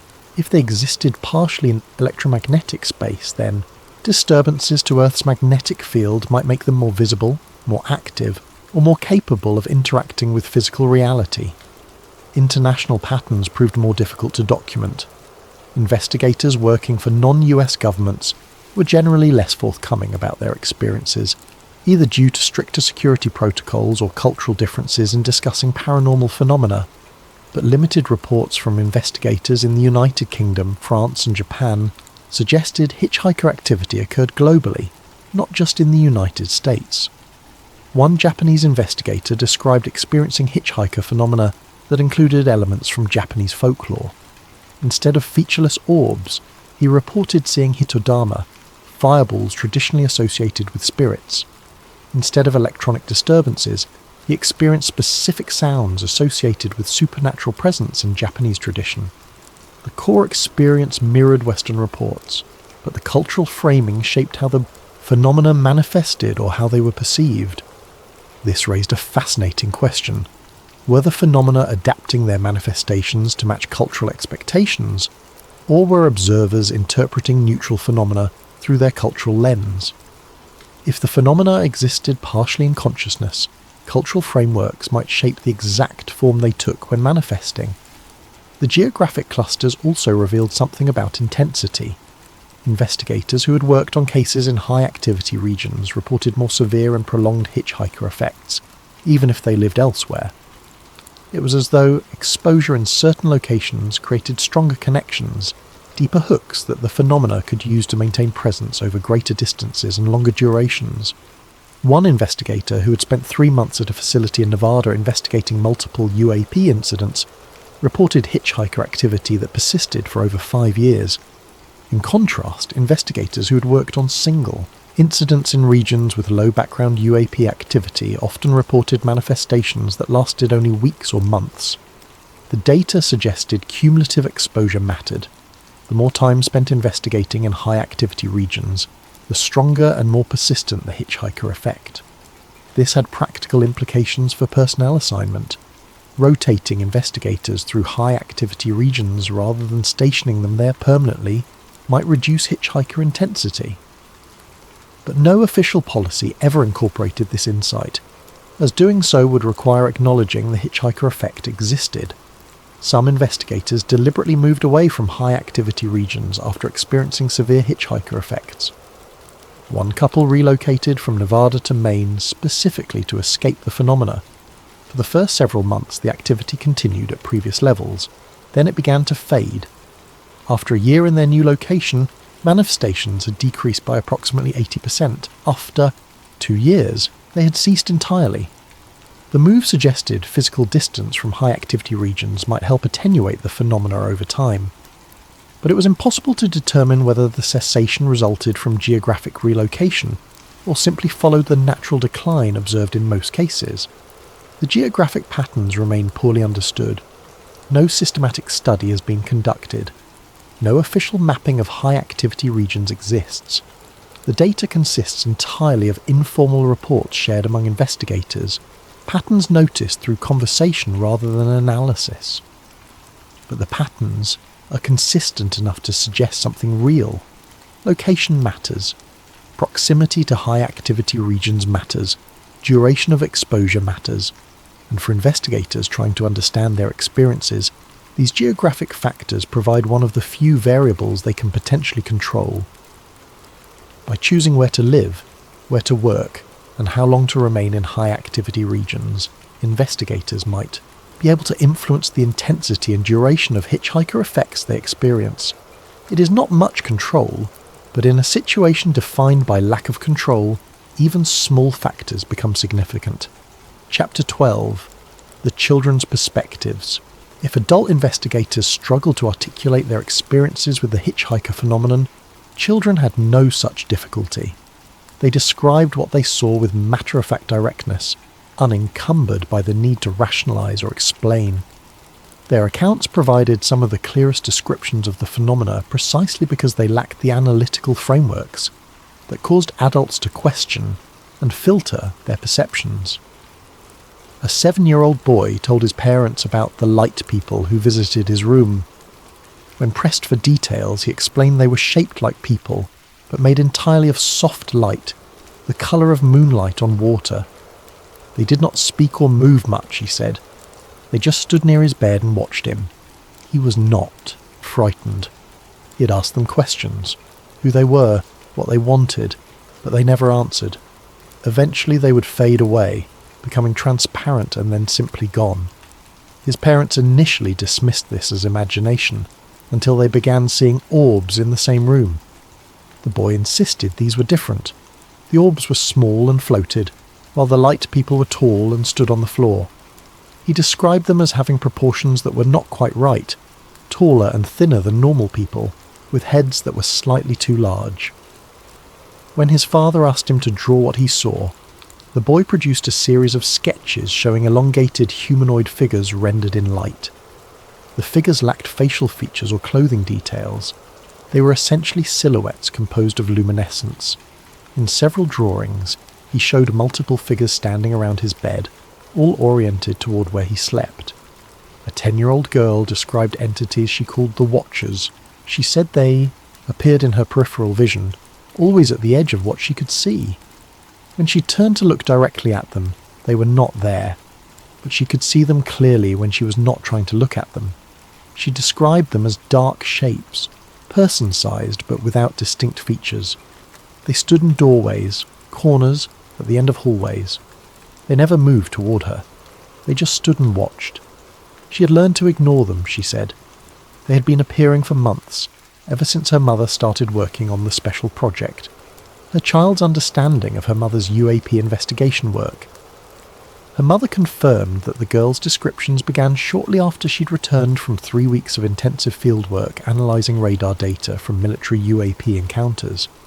The timing was precise enough to suggest direct correlation. What made children's accounts particularly valuable was their lack of interpretive overlay. They described what they saw without trying to explain what it meant or reconcile it with existing frameworks of reality. A light person was simply a light person. A watcher was simply a watcher. The observations were reported as facts requiring no additional context. Several children described communication with the phenomena, though not through language. One 8-year-old boy said the orbs talked through feelings. When they appeared, he felt things, curiosity mostly, but also something he described as wanting to know. The orbs did not speak words, but he understood they were asking questions, about what he could not say. The communication was too abstract for language. His description aligned with reports from adult investigators who described a sense of inquiry associated with the phenomena, but the child articulated it more clearly, less concerned with whether such communication was possible, and more focused on describing the experience itself. Children also reported physical sensations adults rarely mentioned. Multiple children described feeling buzzy when the phenomena were present, a sensation like weak electrical current moving across their skin. Some reported temporary numbness in hands or feet. Others described their vision becoming sparkly, or seeing colours that were not normally there. These sensory details suggested the phenomena might have physical effects that children were more sensitive to, or more willing to report. Adults might dismiss such sensations as imagination, or not worth mentioning. Children reported them as observable facts. One particularly detailed account came from a 12-year-old girl, whose mother had worked extensively on UAP cases. The girl kept a journal documenting her experiences over an 8-month period. The journal entries described orbs appearing in specific patterns, 3 at a time, arranged in triangular formation, a consistent timeline, manifestations occurring most frequently between 9 p.m. and 11 p.m. environmental effects, temperature, drops, electrical equipment malfunction, pets reacting. Emotional impacts, feelings of being watched, difficulty sleeping, vivid dreams, communication attempts. The girl had tried speaking to the phenomena, asking questions, requesting they leave. The journal revealed something adults rarely discussed: attempts at direct interaction with the phenomena. The girl had treated them as potentially communicative entities and had attempted to establish dialogue. She reported mixed results. Sometimes the phenomena seemed to respond to requests to leave by vanishing immediately. Other times they persisted regardless of what she said. Most significantly, she described a progression in her emotional response. Initially frightened, she had gradually habituated to the presence. By the end of the 8-month period documented in her journal, she wrote about the phenomena almost casually, noting their appearances the way one might note weather conditions, present but not requiring particular emotional reaction. This habituation pattern appeared common among children. Unlike adults who often experience prolonged psychological distress from hitchhiker phenomena, children seem to adapt more readily. Several parents reported that their children became entirely comfortable with the manifestations, treating them as a normal if unusual aspect of their environment. One father described his 2 daughters casually mentioning they had seen the floating light in their room the previous night, with the same tone they might use to report having seen a bird outside the window. The phenomena had become normalized for them in ways adults struggled to achieve. This raised questions about the role of belief and expectation in hitchhiker experiences. Children, with less rigid frameworks for what was possible, integrated anomalous phenomena into their understanding of reality more easily. They did not need the phenomena to make sense or fit existing categories, they could simply be. Several psychologists who learned of these cases through parents seeking help were initially inclined to dismiss the accounts as fantasy, or the result of suggestion from parents. But the specificity of the descriptions, the consistency across children from different families, and the correlation with documented adult experiences made simple dismissal difficult. One child psychologist noted that the children's accounts bore little resemblance to typical childhood fears or fantasies. The phenomena were described as neutral rather than threatening. The entities were watchers rather than monsters. The emotional tone was curiosity and habituation rather than terror and avoidance. These patterns were inconsistent with anxiety-generated hallucinations or elaborate fantasies. The children's perspectives ultimately provided validation for adult experiences. If trained investigators reported seeing orbs and feeling presences, that might be attributed to stress or expectation. But when children, with no knowledge of their parents' work, independently described the same phenomena in the same locations using different language, the reality of the experiences became harder to dismiss. The children were seeing something. Whether that something was objectively real or a shared perceptual phenomenon remained unclear. But it was present across too many witnesses, too many locations, too many separate incidents to be simple invention or delusion. And the children, unburdened by the need to explain or rationalize, provided the clearest testimony. Something was there, in their homes, watching and being watched, existing at the boundary between what should be possible and what clearly was. Epilogue. The cost of looking too closely. The hitchhiker effect remains undocumented in official records. No government agency has acknowledged it. No institutional framework exists to study it. Those who experience it do so privately, sharing their accounts only with others who understand because they have lived through it themselves. But the pattern persists. New investigators join programs studying unidentified aerial phenomena. They conduct their fieldwork, they analyse their data, they file their reports, and then, weeks or months later, they begin to notice disturbances in their homes. Lights where there should be no lights, sounds where there should be silence, a presence that should not exist. The phenomenon does not discriminate. It does not matter whether the investigator believes in it beforehand. It does not matter whether they are skeptical or credulous, open-minded or rigid in their materialism. What matters is that they looked, that they paid attention, that they demonstrated the capacity to observe what others dismiss. And that observation, it seems, is enough. The final implication of the hitchhiker effect is the most disturbing. The phenomenon may not need to travel through space at all. It may not need to follow anyone home in any conventional sense, because if the phenomenon exists in or through consciousness, if it uses awareness itself as the medium of contact, then it is already everywhere awareness exists. It was never following investigators home. It was already there, waiting to see if they would notice it. Waiting for someone with the training to observe, the willingness to document, the capacity to focus on the inexplicable. And when they finally did notice, when they looked closely enough at the footage, when they stood in the field where something impossible had been reported, when they dedicated their professional focus to understanding the unexplained, they made themselves visible in return. The phenomenon did not come to them. They came to it. And in the act of looking, they established a relationship that would persist until the phenomenon decided it had learned enough. Some mysteries can be investigated safely, from a distance, through intermediaries and instruments, but others require direct observation, and direct observation carries a price. For those who study unidentified aerial phenomena, the price is this: the phenomenon studies back. It notices those who notice it. It follows those who follow it. And it remains present in their lives for as long as it finds them interesting. This is not a ghost story. It is not folklore or legend or rumour. It is the testimony of credible witnesses describing experiences that should not be possible, but are reported with such consistency that dismissal becomes its own form of denial. The hitchhiker effect is real to those who have experienced it, and their message to others who might choose to investigate is simple and clear. Some mysteries do not stay in the field. Some do not remain at a distance.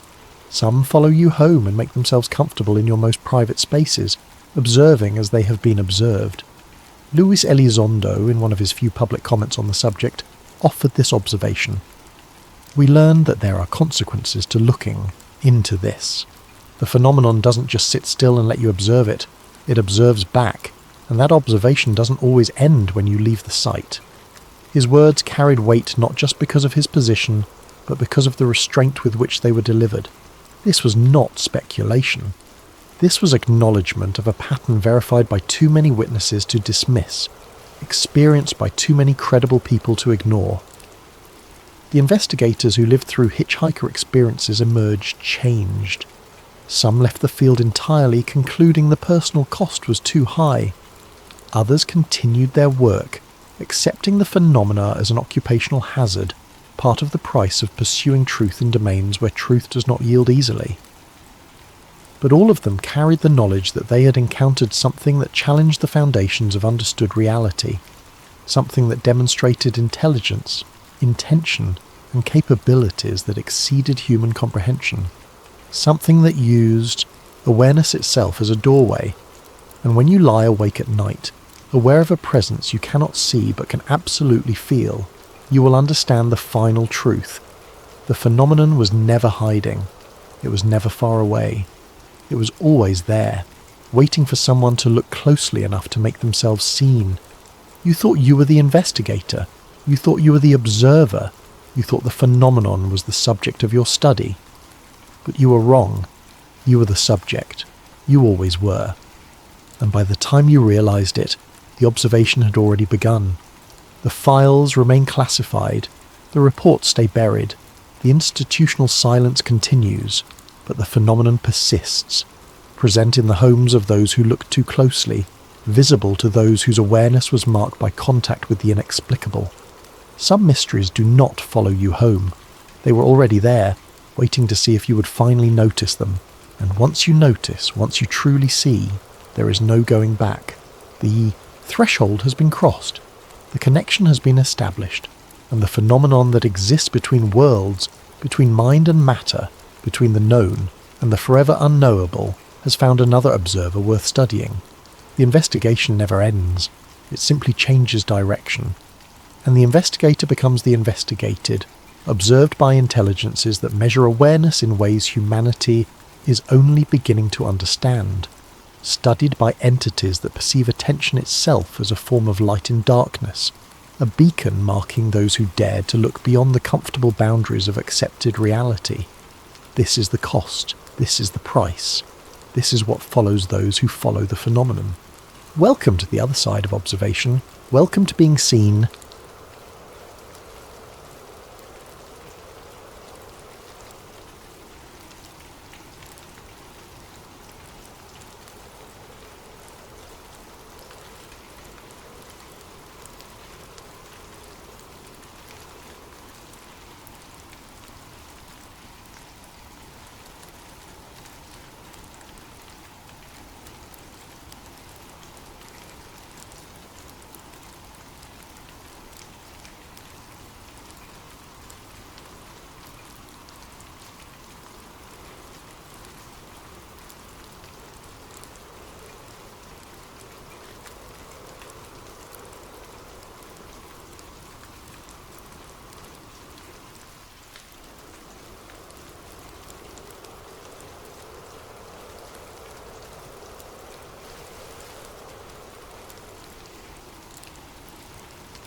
Hey everyone, welcome back to Sleep Theories. Before we dive into tonight's story, if you're enjoying the content and want to help this video reach more people, go ahead and use your hype points. It really makes a difference and helps us keep bringing you these deep dives into the unknown. Also, drop a comment letting us know what time it is where you are and where in the world you're listening from, but only if you want to. We absolutely love seeing where everyone is tuning in from. It's wild to know some of you are listening at 3 a.m. while others are on your lunch break halfway across the globe. This isn't just another story about little green men and flying saucers. This is about the freight that never delivered, the trucker who saw too much, and the desert that keeps its secrets better than any government ever could. So get comfortable, maybe dim the lights, and let's talk about what really happens on the roads leading to the most classified military installation in American history. Area 51, the freight that never delivered the desert frequency. There's a stretch of highway in Nevada that doesn't appear on most GPS systems the way it should. Highway 375 runs through the kind of emptiness that makes you question whether civilization was ever really here at all. They call it the extraterrestrial highway now, a nickname that started as a joke and became official in 1996 when the state put up signs with little UFO symbols. But the truckers who've driven it for decades, the ones who haul freight through the night when the desert temperature drops and the stars spread out like broken glass across black velvet, they call it something else. They call it the frequency. Not because of radio signals, though those are strange enough out here. They call it that because of the hum, the feeling, the sense that something underneath the sand is listening, waiting, broadcasting on a wavelength that human ears weren't designed to detect, but human instincts recognise all the same. Jack Reeves knew that feeling better than most. He was 48 years old in the summer of 2013, a man whose face had been weathered by 2 decades of long-haul trucking through the American Southwest. He had the kind of face that looked older in dim light and younger in the sun, creased around the eyes from squinting at endless roads, stubbled because shaving in truck stop bathrooms was more trouble than it was worth. His hands were thick and calloused, wrapped around a steering wheel more often than not, and he had a voice that carried the slow, deliberate rhythm of someone who spent most of his time alone. Jack worked as an independent contractor for a subsidiary of EG&G Special Projects, a company whose name appeared on very few documents, and whose employees signed non-disclosure agreements as thick as phone books. EG&G had serviced Groom Lake Airstrip since the early 80s, back when the base officially didn't exist and the government maintained that the lights people saw in the desert sky were swamp gas or weather balloons, or the planet Venus seen through atmospheric distortion. Jack's job was simple, at least on paper. He picked up freight from Nellis Air Force Base outside Las Vegas, signed for it without asking questions, and delivered it to coordinates that changed depending on the week. Sometimes it was Tonopah Test Range. Sometimes it was isolated hangars near Mercury, Nevada. And sometimes, though not often, it was the place that had no name on any map. The place where the roads ended and the fences began, and the signs warned that photography was prohibited and use of deadly force was authorised. He'd been driving these routes since 2008, and in all that time, he'd learned 3 rules that kept him employed and alive. Rule 1, never open the cargo. Rule 2, never talk about the cargo. Rule 3, never ever stop the truck between the checkpoint and the delivery zone. But rules, Jack had learned, were made by people who'd never driven through the desert at 3 in the morning listening to Art Bell reruns on AM radio, hearing the stories about whistleblowers and black projects and things that move through the sky in ways that physics professors said were impossible. Rules were made by people who'd never felt the hum. The night it all changed started like any other. Act 1. The Contract, August 26th, 2013. The date mattered because 3 months earlier, the CIA had done something unprecedented. They'd released documents, heavily redacted but official, that finally acknowledged what conspiracy theorists had been saying for decades. Area 51 existed. It was real. It had a location, coordinates that placed it at Groom Lake in the Nevada desert, and it had been used since 1955 for classified aircraft testing.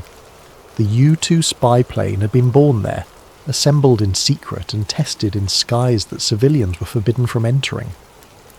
Later came the A-12 ox cart, sleek and black and capable of speeds that seemed like science fiction. Then the SR-71 Blackbird, a plane so advanced that its titanium skin would expand from heat friction at high altitude. A plane that could outrun missiles by simply accelerating. And in the 80s, the F-117 Nighthawk, the first true stealth aircraft, a geometric impossibility that looked like it had been folded from paper by aliens who'd never seen a bird. All of it had happened at Groom Lake. All of it had been hidden behind denials and cover stories, and men with clipboards who wrote classified across every piece of paper that left the base. But in June of 2013, the CIA had finally admitted it.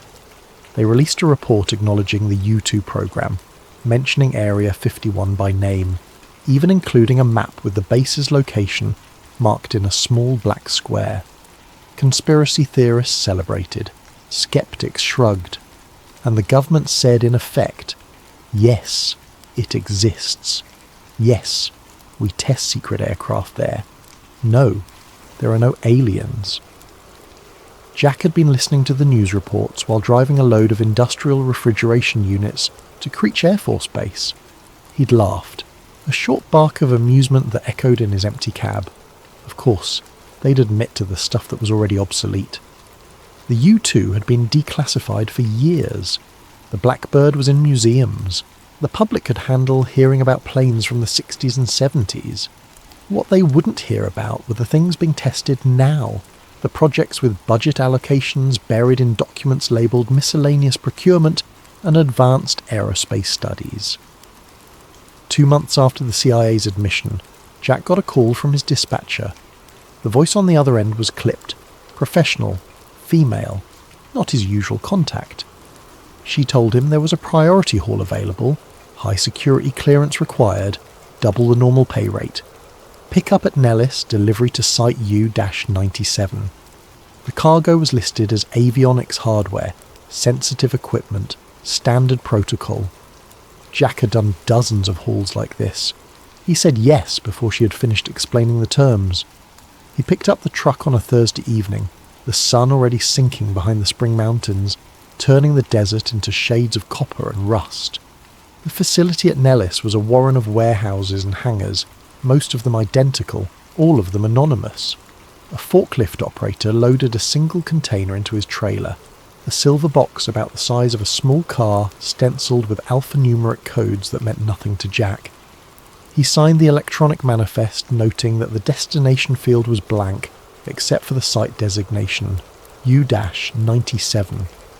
The paperwork also included a non-disclosure agreement. Jack had signed hundreds of them. This one was different. The logo at the top wasn't EG&G, it was Ecom/URS Federal Services, a company he'd heard of in passing, but never worked with directly. They were contractors, the kind that handled infrastructure for classified sites, the kind whose employees knew how to keep their mouths shut because talking meant prison time under the Espionage Act. He signed. He climbed into his cab. He started the engine and rolled out of Nellis as the first stars appeared overhead. The route took him north on Highway 95, away from the neon glow of Las Vegas, away from the last outpost of civilization. The road was empty. It always was at this hour. Jack settled into the rhythm of driving, hands loose on the wheel, eyes scanning the horizon for the reflective glint of deer or the sudden appearance of jackrabbits. He reached over and clicked on his radio, spinning the dial until he caught the familiar crackle of AM frequency. It was a rebroadcast, one of the classic Art Bell episodes from the late 90s. Jack had heard it before, but it never got old. The voice was calm, hypnotic, the kind of voice that made the impossible sound reasonable. Tonight's episode was a replay from September 11th, 1997, the night a man called in claiming to be a former Area 51 employee. His voice was frantic, panicked, breaking up with static as he described extraterrestrial entities and interdimensional beings and disasters that would wipe out major population centres. Then the line had gone dead. The station satellite feed had cut out, and for the next 30 minutes Coast to Coast AM had been off the air. Jack had always assumed it was a hoax, a performance piece by someone with too much imagination and access to a phone. But listening to it again, alone in his cab with the cargo rattling faintly behind him, he felt the hairs on his arms stand up. The caller's voice had sounded genuinely terrified, and the way the broadcast had been cut off, the way Art Bell himself had sounded confused and unsettled when the show came back online, it all felt too authentic to be staged. The radio crackled. The rebroadcast skipped, static washing over the caller's voice. Jack frowned and reached for the dial, but before he could adjust it, the signal died completely. Just dead air, a hiss of white noise. He glanced at his GPS. The screen was frozen, the little arrow marking his position locked in place even though he was still moving. He tapped it. Nothing. The screen flickered once, then went black. Jack's hands tightened on the wheel. He told himself it was nothing. Electronics failed out here all the time. The military ran jamming tests, radar experiments, God knew what else. His GPS would reboot in a minute. The radio would find another station. He kept driving. Act 2. History on the radio. The desert outside Jack's windshield was a study in monotone, a landscape that looked the same mile after mile. Scrub brush and sand and distant mountains that never seemed to get closer. Above him, the Milky Way was a river of light, so bright that he could see his own shadow on the dashboard. No moon tonight, just stars and silence.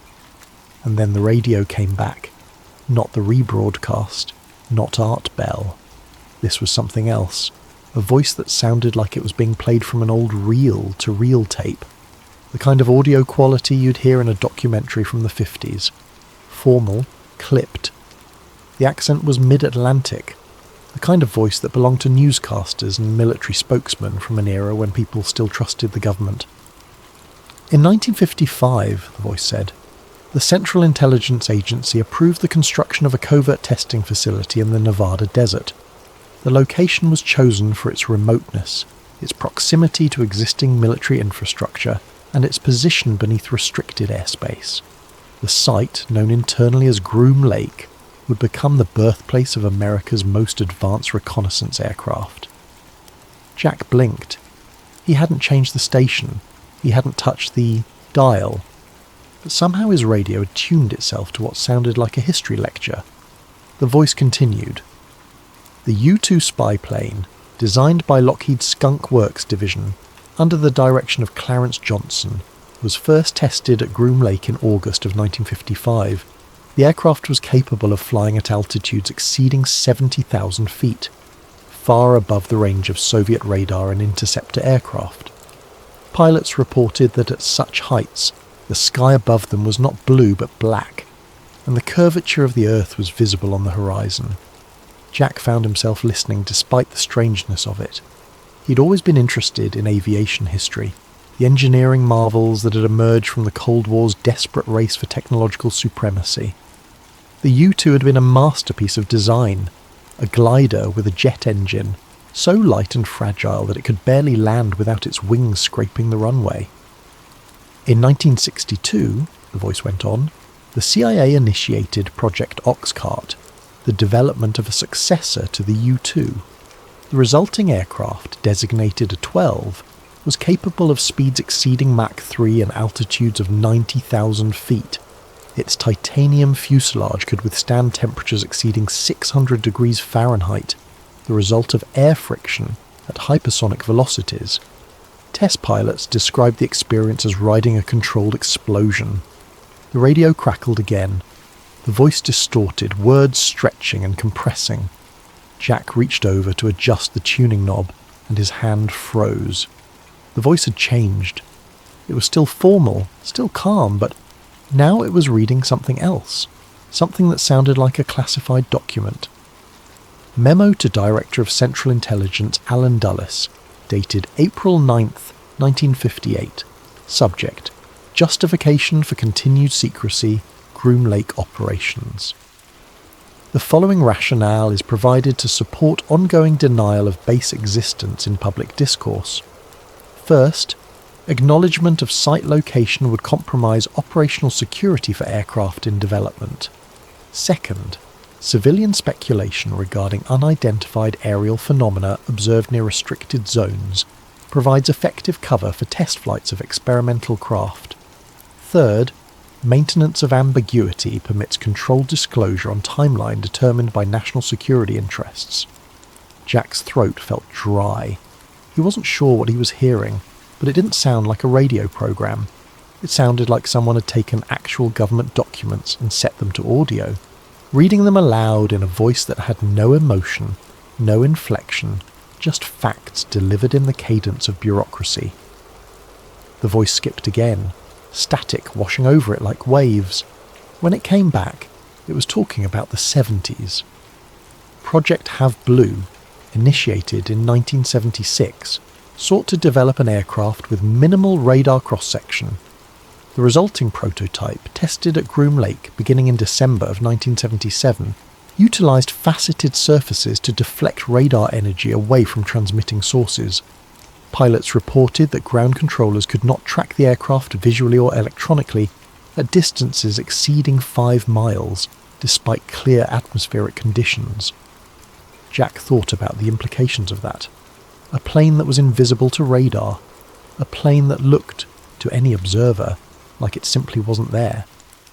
He thought about all the UFO sightings that had been reported near Area 51 over the decades, the lights that moved in impossible ways, the craft that accelerated from a standstill to supersonic speeds without producing a sonic boom.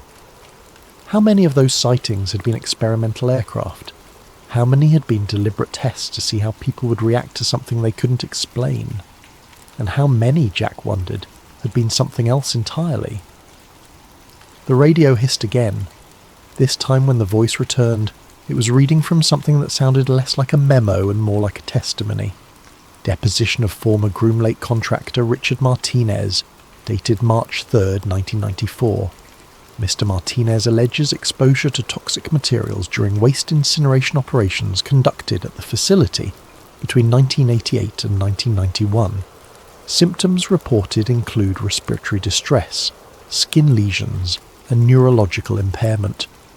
Request for compensation filed under Federal Tort Claims Act. Request denied on grounds that location of alleged exposure remains classified and cannot be confirmed for legal proceedings. Jack had heard about the lawsuits. In the mid-90s, a group of contractors and their families had sued the federal government, claiming that the Air Force had burned barrels of hazardous waste in open pits at Area 51, that the workers had been exposed to carcinogens and radioactive materials, and that several of them had died as a result. The government's response had been to invoke state secrets privilege. to say that even acknowledging the existence of the base would compromise national security. The case had been dismissed. The workers got nothing. The voice on the radio shifted again, and now it was talking about something Jack had never heard of. Project Sigma, Continuity Operations, memorandum dated August 19th, 1974. Authorization granted for establishment of subterranean research facility adjacent to primary testing areas. Purpose: analysis of recovered materials and biological specimens under controlled environmental conditions. Personnel assigned to Sigma operations are to maintain absolute compartmentalization.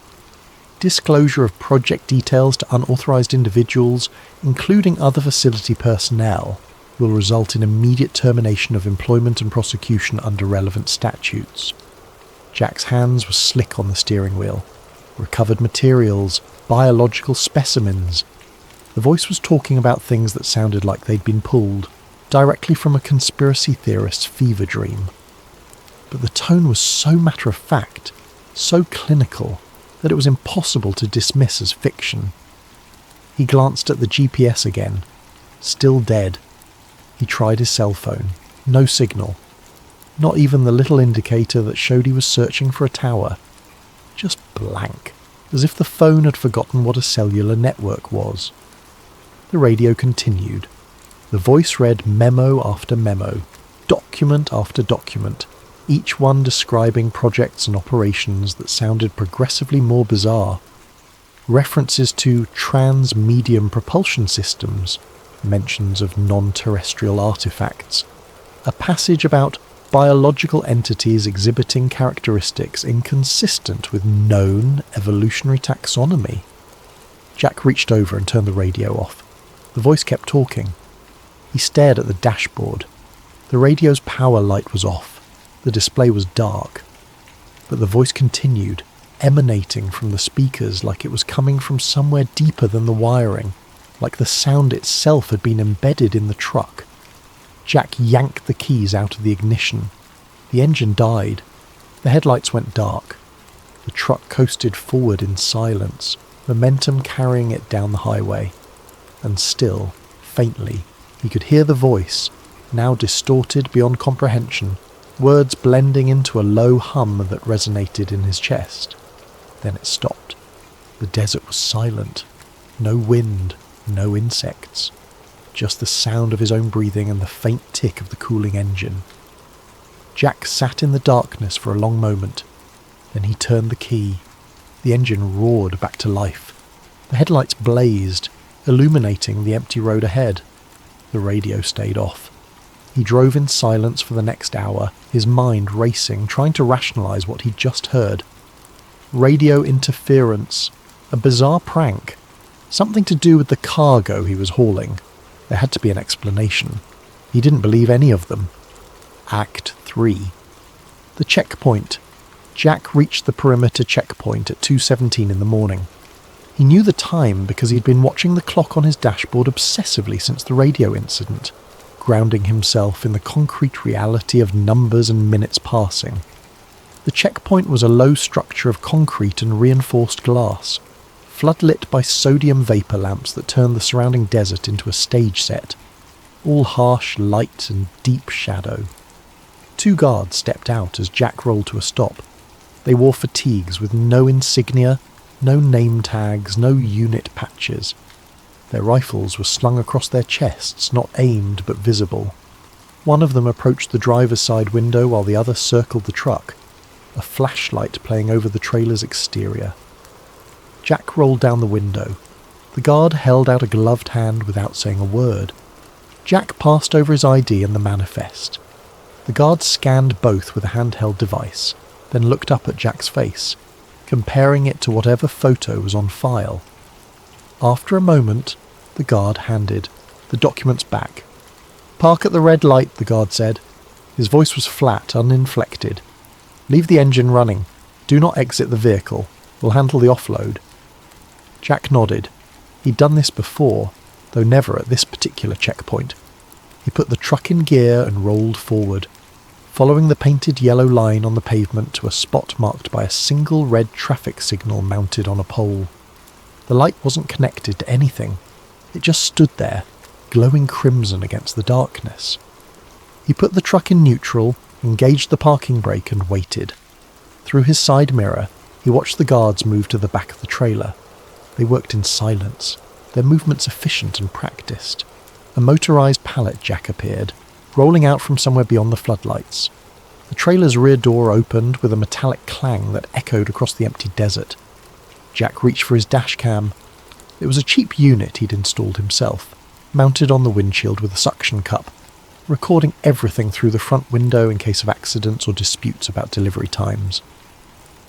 The little red recording light was always on when the truck was running, except now it wasn't. Jack tapped the camera. The screen remained dark. He pressed the power button. Nothing. He traced the power cable down to where it plugged into the cigarette lighter. The connection was secure, but the camera was dead, as if someone had reached into the electronics and flipped a switch. A sound made him look up. Through the windshield he saw the guards rolling the silver container off his trailer. In the harsh floodlights, he could make out the stenciling on its side more clearly than he had at Nellis. The alphanumeric codes meant nothing to him, but below them, in smaller letters, was a phrase: USF Property. 1951 Recovery Unit. 1951. 4 years before Area 51 officially existed. 4 years after Roswell. Jack's pulse hammered in his ears. He watched the guards maneuver the container onto a flatbed truck that had appeared silently from the darkness. They secured it with straps, moving with the kind of practiced efficiency that spoke of repetition. How many times had they done this? How many containers had passed through this checkpoint bearing dates and labels that shouldn't exist? As the guards worked, Jack became aware of another sound. At first he thought it was the wind, but the air outside was perfectly still, the scrub brush motionless.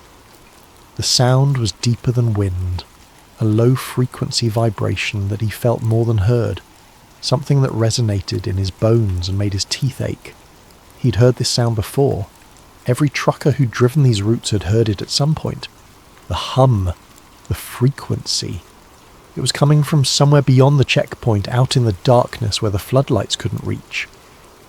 Jack strained his eyes, trying to see anything in that vast emptiness, but the contrast between the lights and the darkness was too extreme.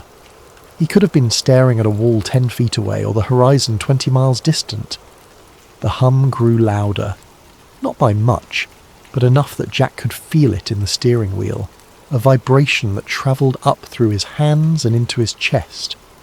His vision began to swim slightly, the edges of objects blurring as if his eyes were having trouble focusing.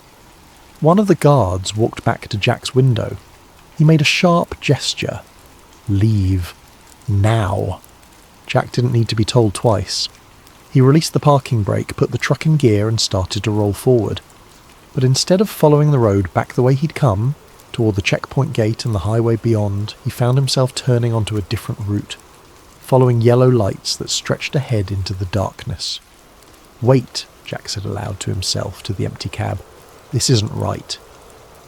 But his hands kept turning the wheel. His foot stayed on the accelerator. The truck followed the lights deeper into the restricted zone, past barriers and warning signs that Jack's conscious mind screamed at him to obey. The hum was inside his skull now, a pressure that made thinking difficult. The yellow lights seemed to pulse in rhythm with it, guiding him forward like a runway. Jack tried to stop, tried to hit the brakes, but his body wasn't responding to his intentions.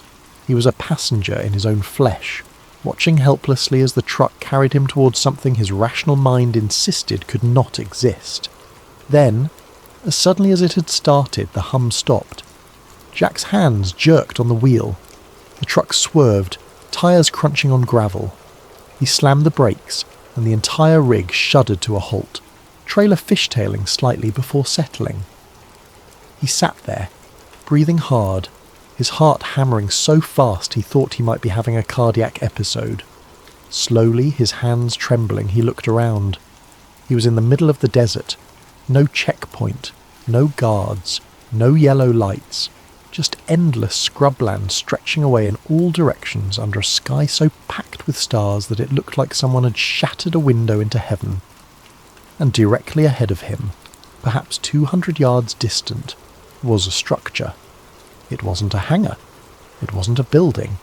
It was an opening in the ground, a ramp descending into the earth at a gentle angle, wide enough to drive a semi-truck down. The edges were smooth, too smooth to be natural, and they seemed to catch the starlight in a way that made them shimmer like oil on water. Jack put the truck in reverse. The transmission clunked. The engine revved. The wheels spun. He wasn't moving. The truck was stuck, or held, or something he didn't have words for. He tried the radio. Dead. He tried his phone. No signal. He tried the CB, flipping through channels, hoping to raise anyone, but all he got was static. The hum started again, softer this time, almost gentle, and with it came a sound he recognised. Footsteps on gravel, approaching from behind. Jack looked in his side mirror. There was nothing there. The footsteps came closer, slow, measured, the sound of boots on loose stone. Jack's hand moved to the door handle. He told himself not to open it, not to step out into the desert night where things moved in ways that couldn't be explained.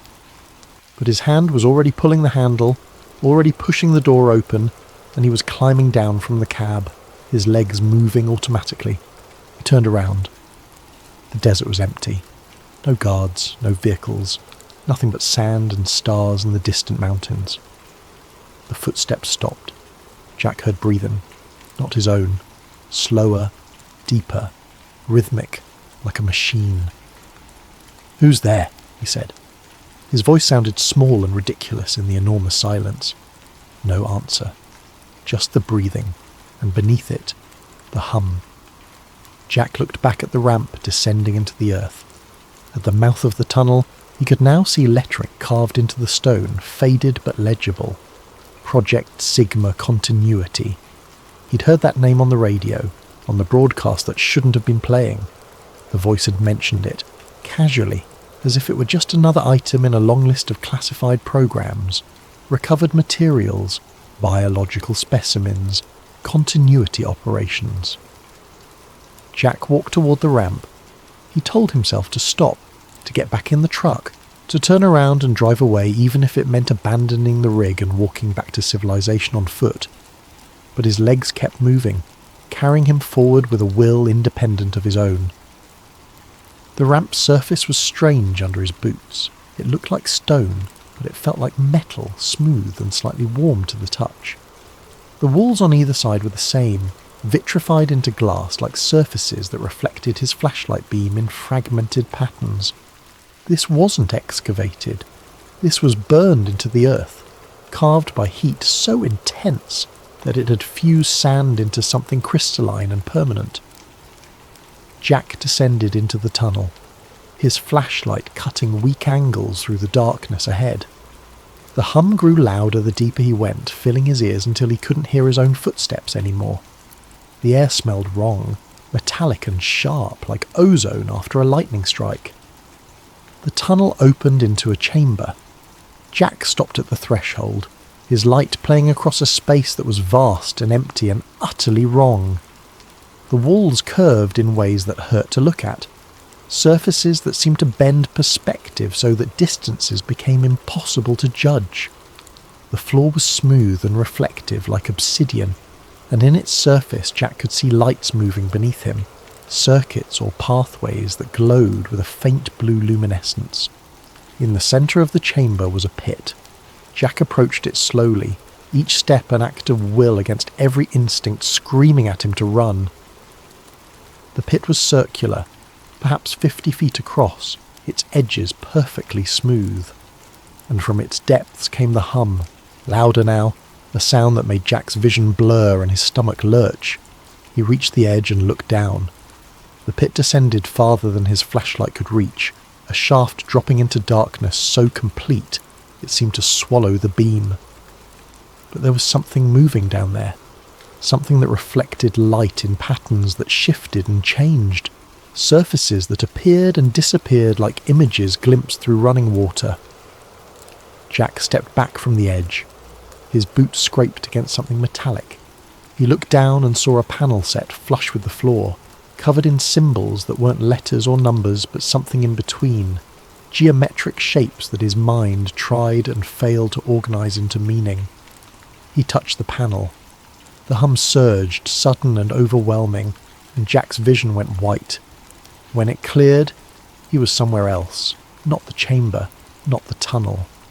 He was standing in a room that looked like a control centre, walls lined with screens and consoles, everything dark except for a single monitor glowing with green phosphorescent text. The text scrolled past too fast to read, lines of data or code or something that looked like language but followed no grammar Jack recognised.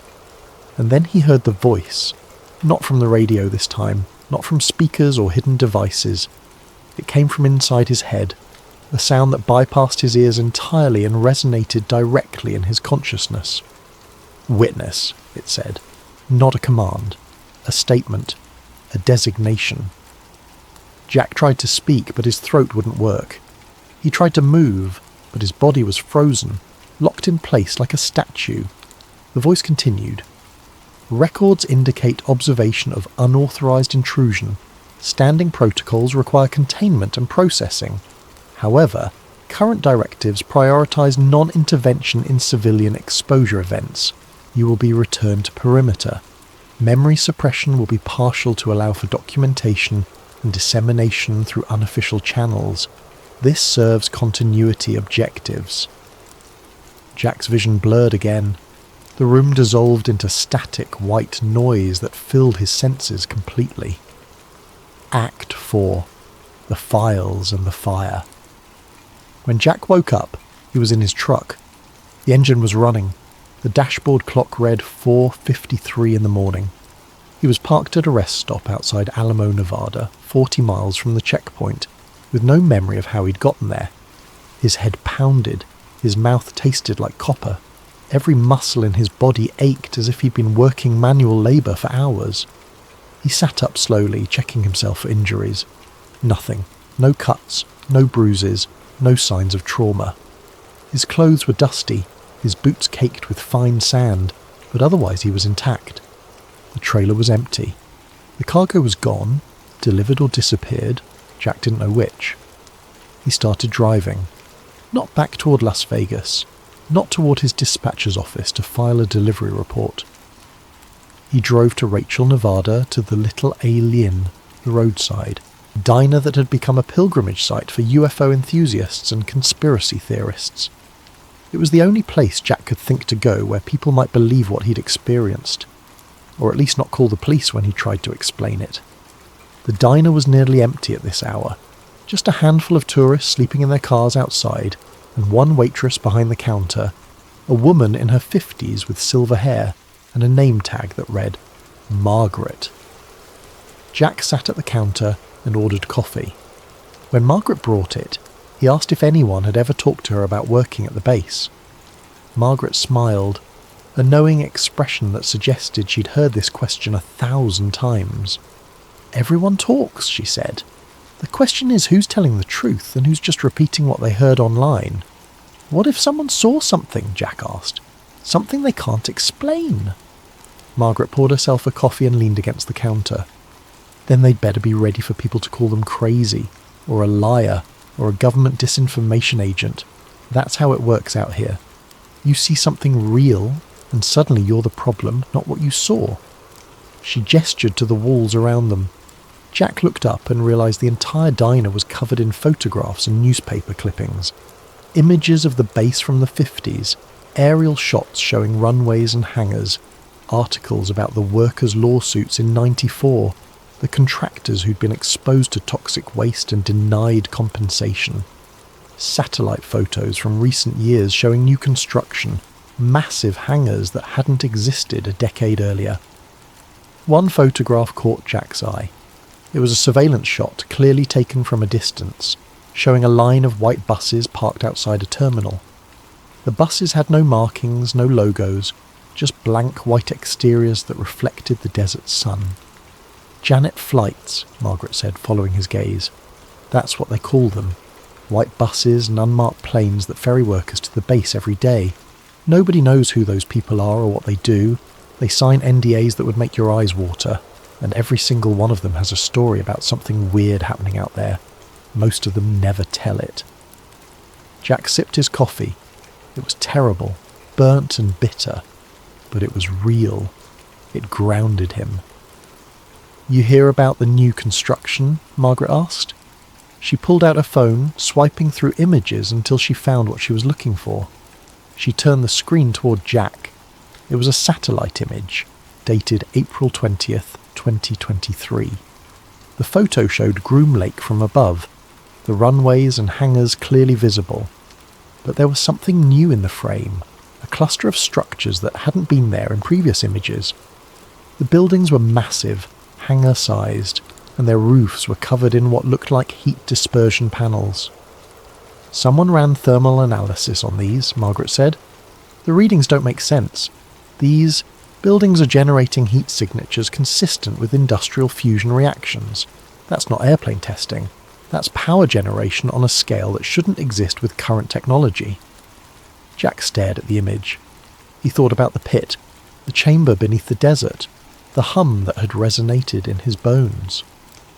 "How many people know about this?" he asked. Margaret shrugged. "Couple thousand saw it online. A few scientists commented. Then the website went down and the images got scrubbed from most of the platforms. But the internet remembers everything. You just have to know where to look." Jack spent the next week compiling everything he could find.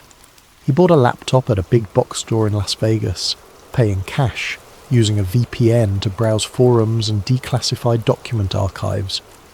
He downloaded reports from the CIA's own website, documents released under Freedom of Information Act requests, heavily redacted but still revealing. There were memos about the U-2 program, justifications for maintaining secrecy even after the aircraft was retired. There were reports about Oxcart and Have Blue and a dozen other programs with innocuous names that masked their true purpose. And buried in the footnotes and appendices were references to things that had no explanations. Anomalous radar returns, objects tracked at velocities exceeding Mach 20, incidents where test pilots reported encounters with craft that matched no known profile. Jack started recording audio journals, talking through what he'd experienced, trying to make sense of it. He mixed his own recollections with passages from declassified documents, creating a narrative that grounded the impossible in bureaucratic language. Memo dated March 8th, 1968, he recorded. Subject: unidentified aerial phenomena observed during Oxcart test flight. Pilot reports object pacing aircraft at Mach 3.2, maintaining fixed distance of approximately 500 feet. Object described as spherical, reflective, approximately 30 feet in diameter. No propulsion signature detected. Object accelerated vertically and disappeared from radar tracking at altitude exceeding 100,000 feet. Incident classified under Project Silverbug protocols. He didn't know if anyone would ever hear these recordings. He didn't know if they mattered, but the act of creating them, of turning his experience into words and data, helped him feel like he wasn't losing his mind. Act 5. The Night Run. 6 years passed. Jack kept driving, kept hauling freight through the desert, though never again for EG&G or any of their subsidiaries. He avoided the routes near Groom Lake. He stopped listening to Coast AM. He tried to forget. But in July of 2019, his dispatcher called with an offer he couldn't refuse. Another high-security haul, same route, triple pay. Jack should have said no. Every instinct told him to say no.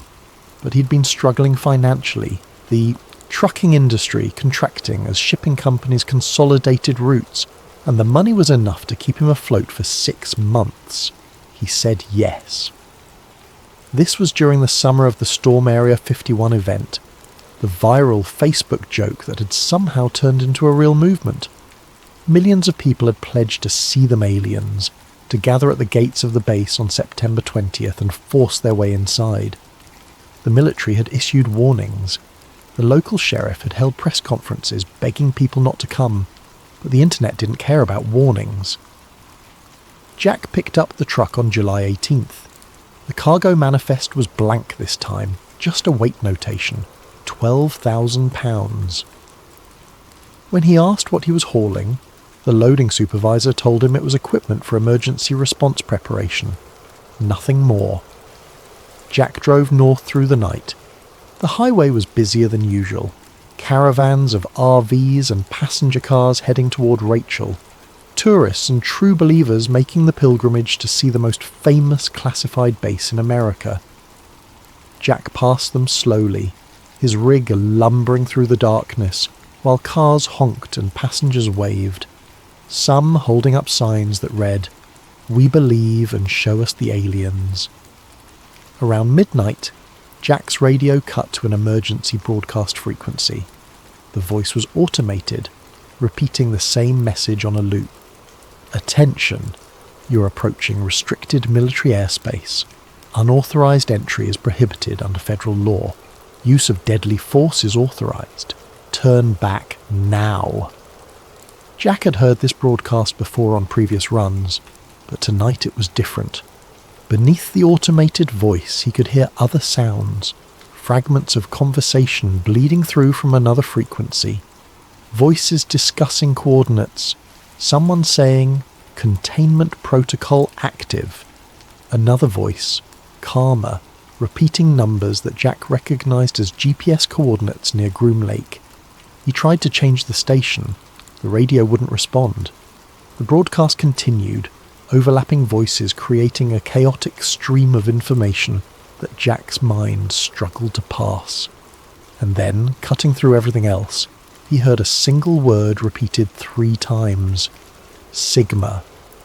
The same name from the tunnel. The same designation carved into stone. Jack's hands tightened on the wheel.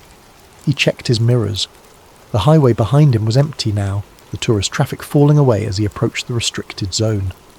Ahead, the checkpoint loomed, but something was wrong. The guard station was dark. No floodlights. No vehicles.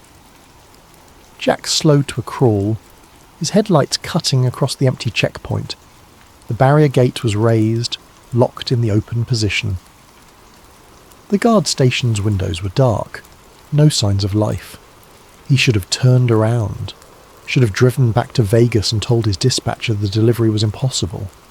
But something pulled him forward. The same compulsion he'd felt 6 years earlier. He sensed that this was inevitable, that he'd been on a trajectory toward this moment since the night he'd first heard the hum. Jack drove through the checkpoint. No one stopped him. No alarm sounded. He followed the road deeper into the restricted zone, and ahead of him, pulsing in the darkness like a beacon, he saw the red light. The same red light from before, mounted on its pole glowing crimson against the starless sky. Jack stopped the truck beneath it and waited. For a long time, nothing happened. The desert was silent. No hum, no voices, just the tick of the cooling engine and Jack's own breathing. Then the light changed from red to yellow, then to green. Jack looked at the road ahead. The pavement stretched away into darkness, but there were no other lights, no guide markers, just the green signal, permission or command, and the vast emptiness beyond. Jack put the truck in gear and drove forward, following the road until it wasn't a road anymore, until he was driving across open desert, his headlights illuminating nothing but sand and scrub. He drove until he saw it ahead, rising from the ground like a wound in the earth. The ramp, the tunnel, the entrance to something that shouldn't exist. Jack stopped the truck. He turned off the engine. In the sudden silence he could hear his heart pounding, could feel the blood moving through his veins like electricity. He climbed down from the cab, his boots crunching on sand. The air was cold, colder than it should be in the middle of summer, and there was a smell on the wind like metal and ozone. Jack walked to the ramp's entrance. The lettering was still there, carved into stone that gleamed like glass. Project Sigma. Continuity. He descended into the tunnel. His flashlight was dead, but he didn't need it.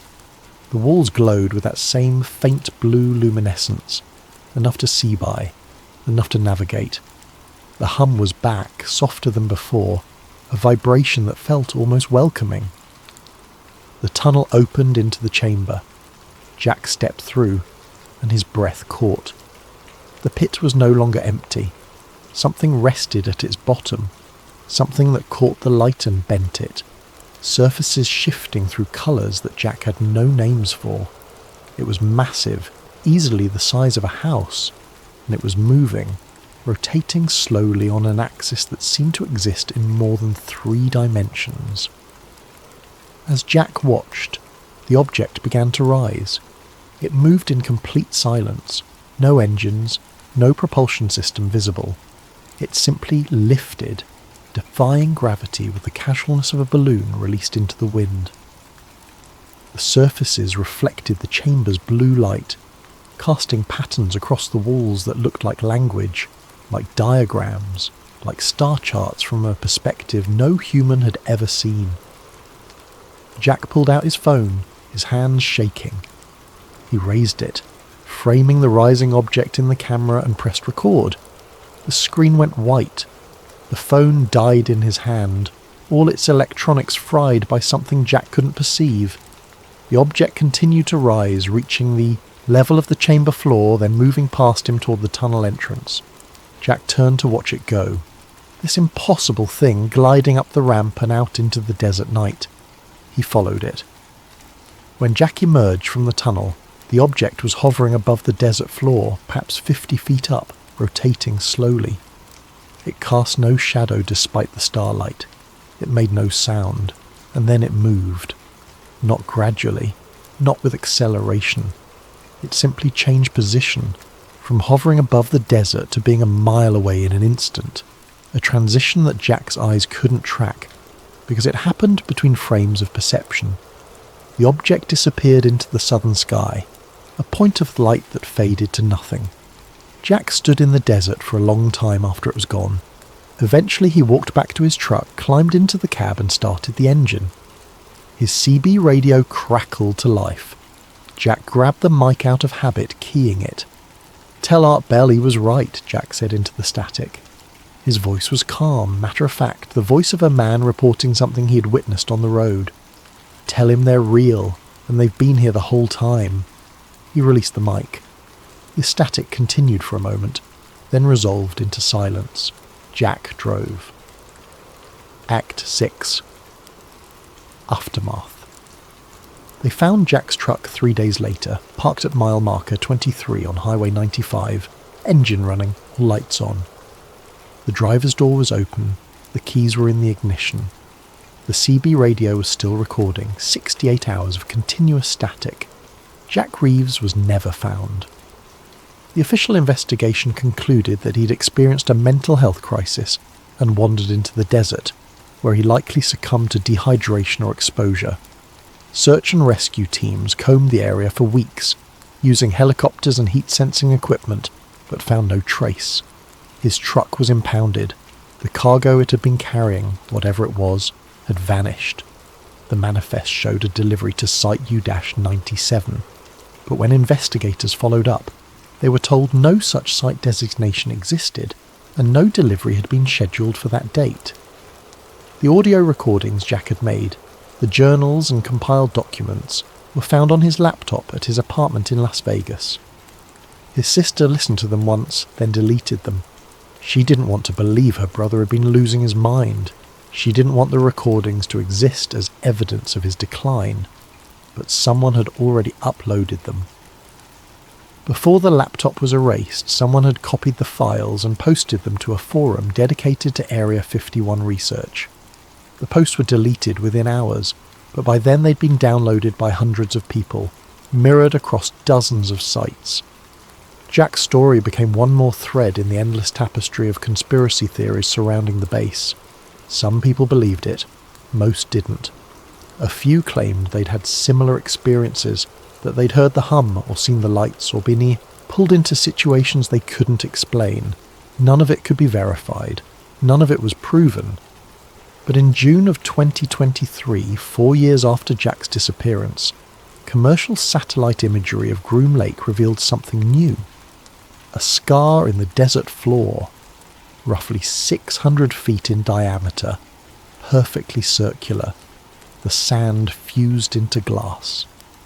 The heat required to create that kind of vitrification was estimated at temperatures exceeding 2,500 degrees Fahrenheit. No known aircraft or weapon system could generate that kind of focused thermal energy. The government offered no explanation. When journalists asked about the scar, Air Force spokespeople repeated the standard line: "We don't discuss operations at testing facilities." The scar is still there, visible in satellite images for anyone with an internet connection to see.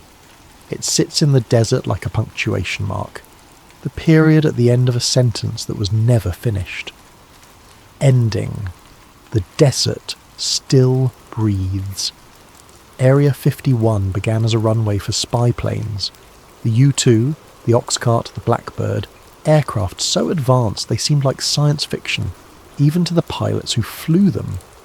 Later came stealth technology, drones, hypersonic vehicles, each generation pushing further into realms that most people assumed were impossible. But maybe, just maybe, some of what they were testing out there wasn't built in Lockheed's Skunk Works or Northrop's Black Projects division. Maybe some of it was recovered, studied, reverse engineered from something that came from somewhere else. Or maybe it's simpler than that. Maybe Area 51 is exactly what the government says it is. A test facility for classified aircraft, nothing more. Maybe all the lights in the sky are ours. All the strange radar returns are experimental craft. All the stories are just that. Stories told by people who saw something they couldn't explain and filled in the gaps with their imaginations. But if that's true, then why the secrecy that persists decades after the Cold War ended? Why the lawsuits that get dismissed on national security grounds? Why the satellite photos showing construction that doesn't match any known industrial purpose? Why the scar in the desert fused into glass by heat that shouldn't exist?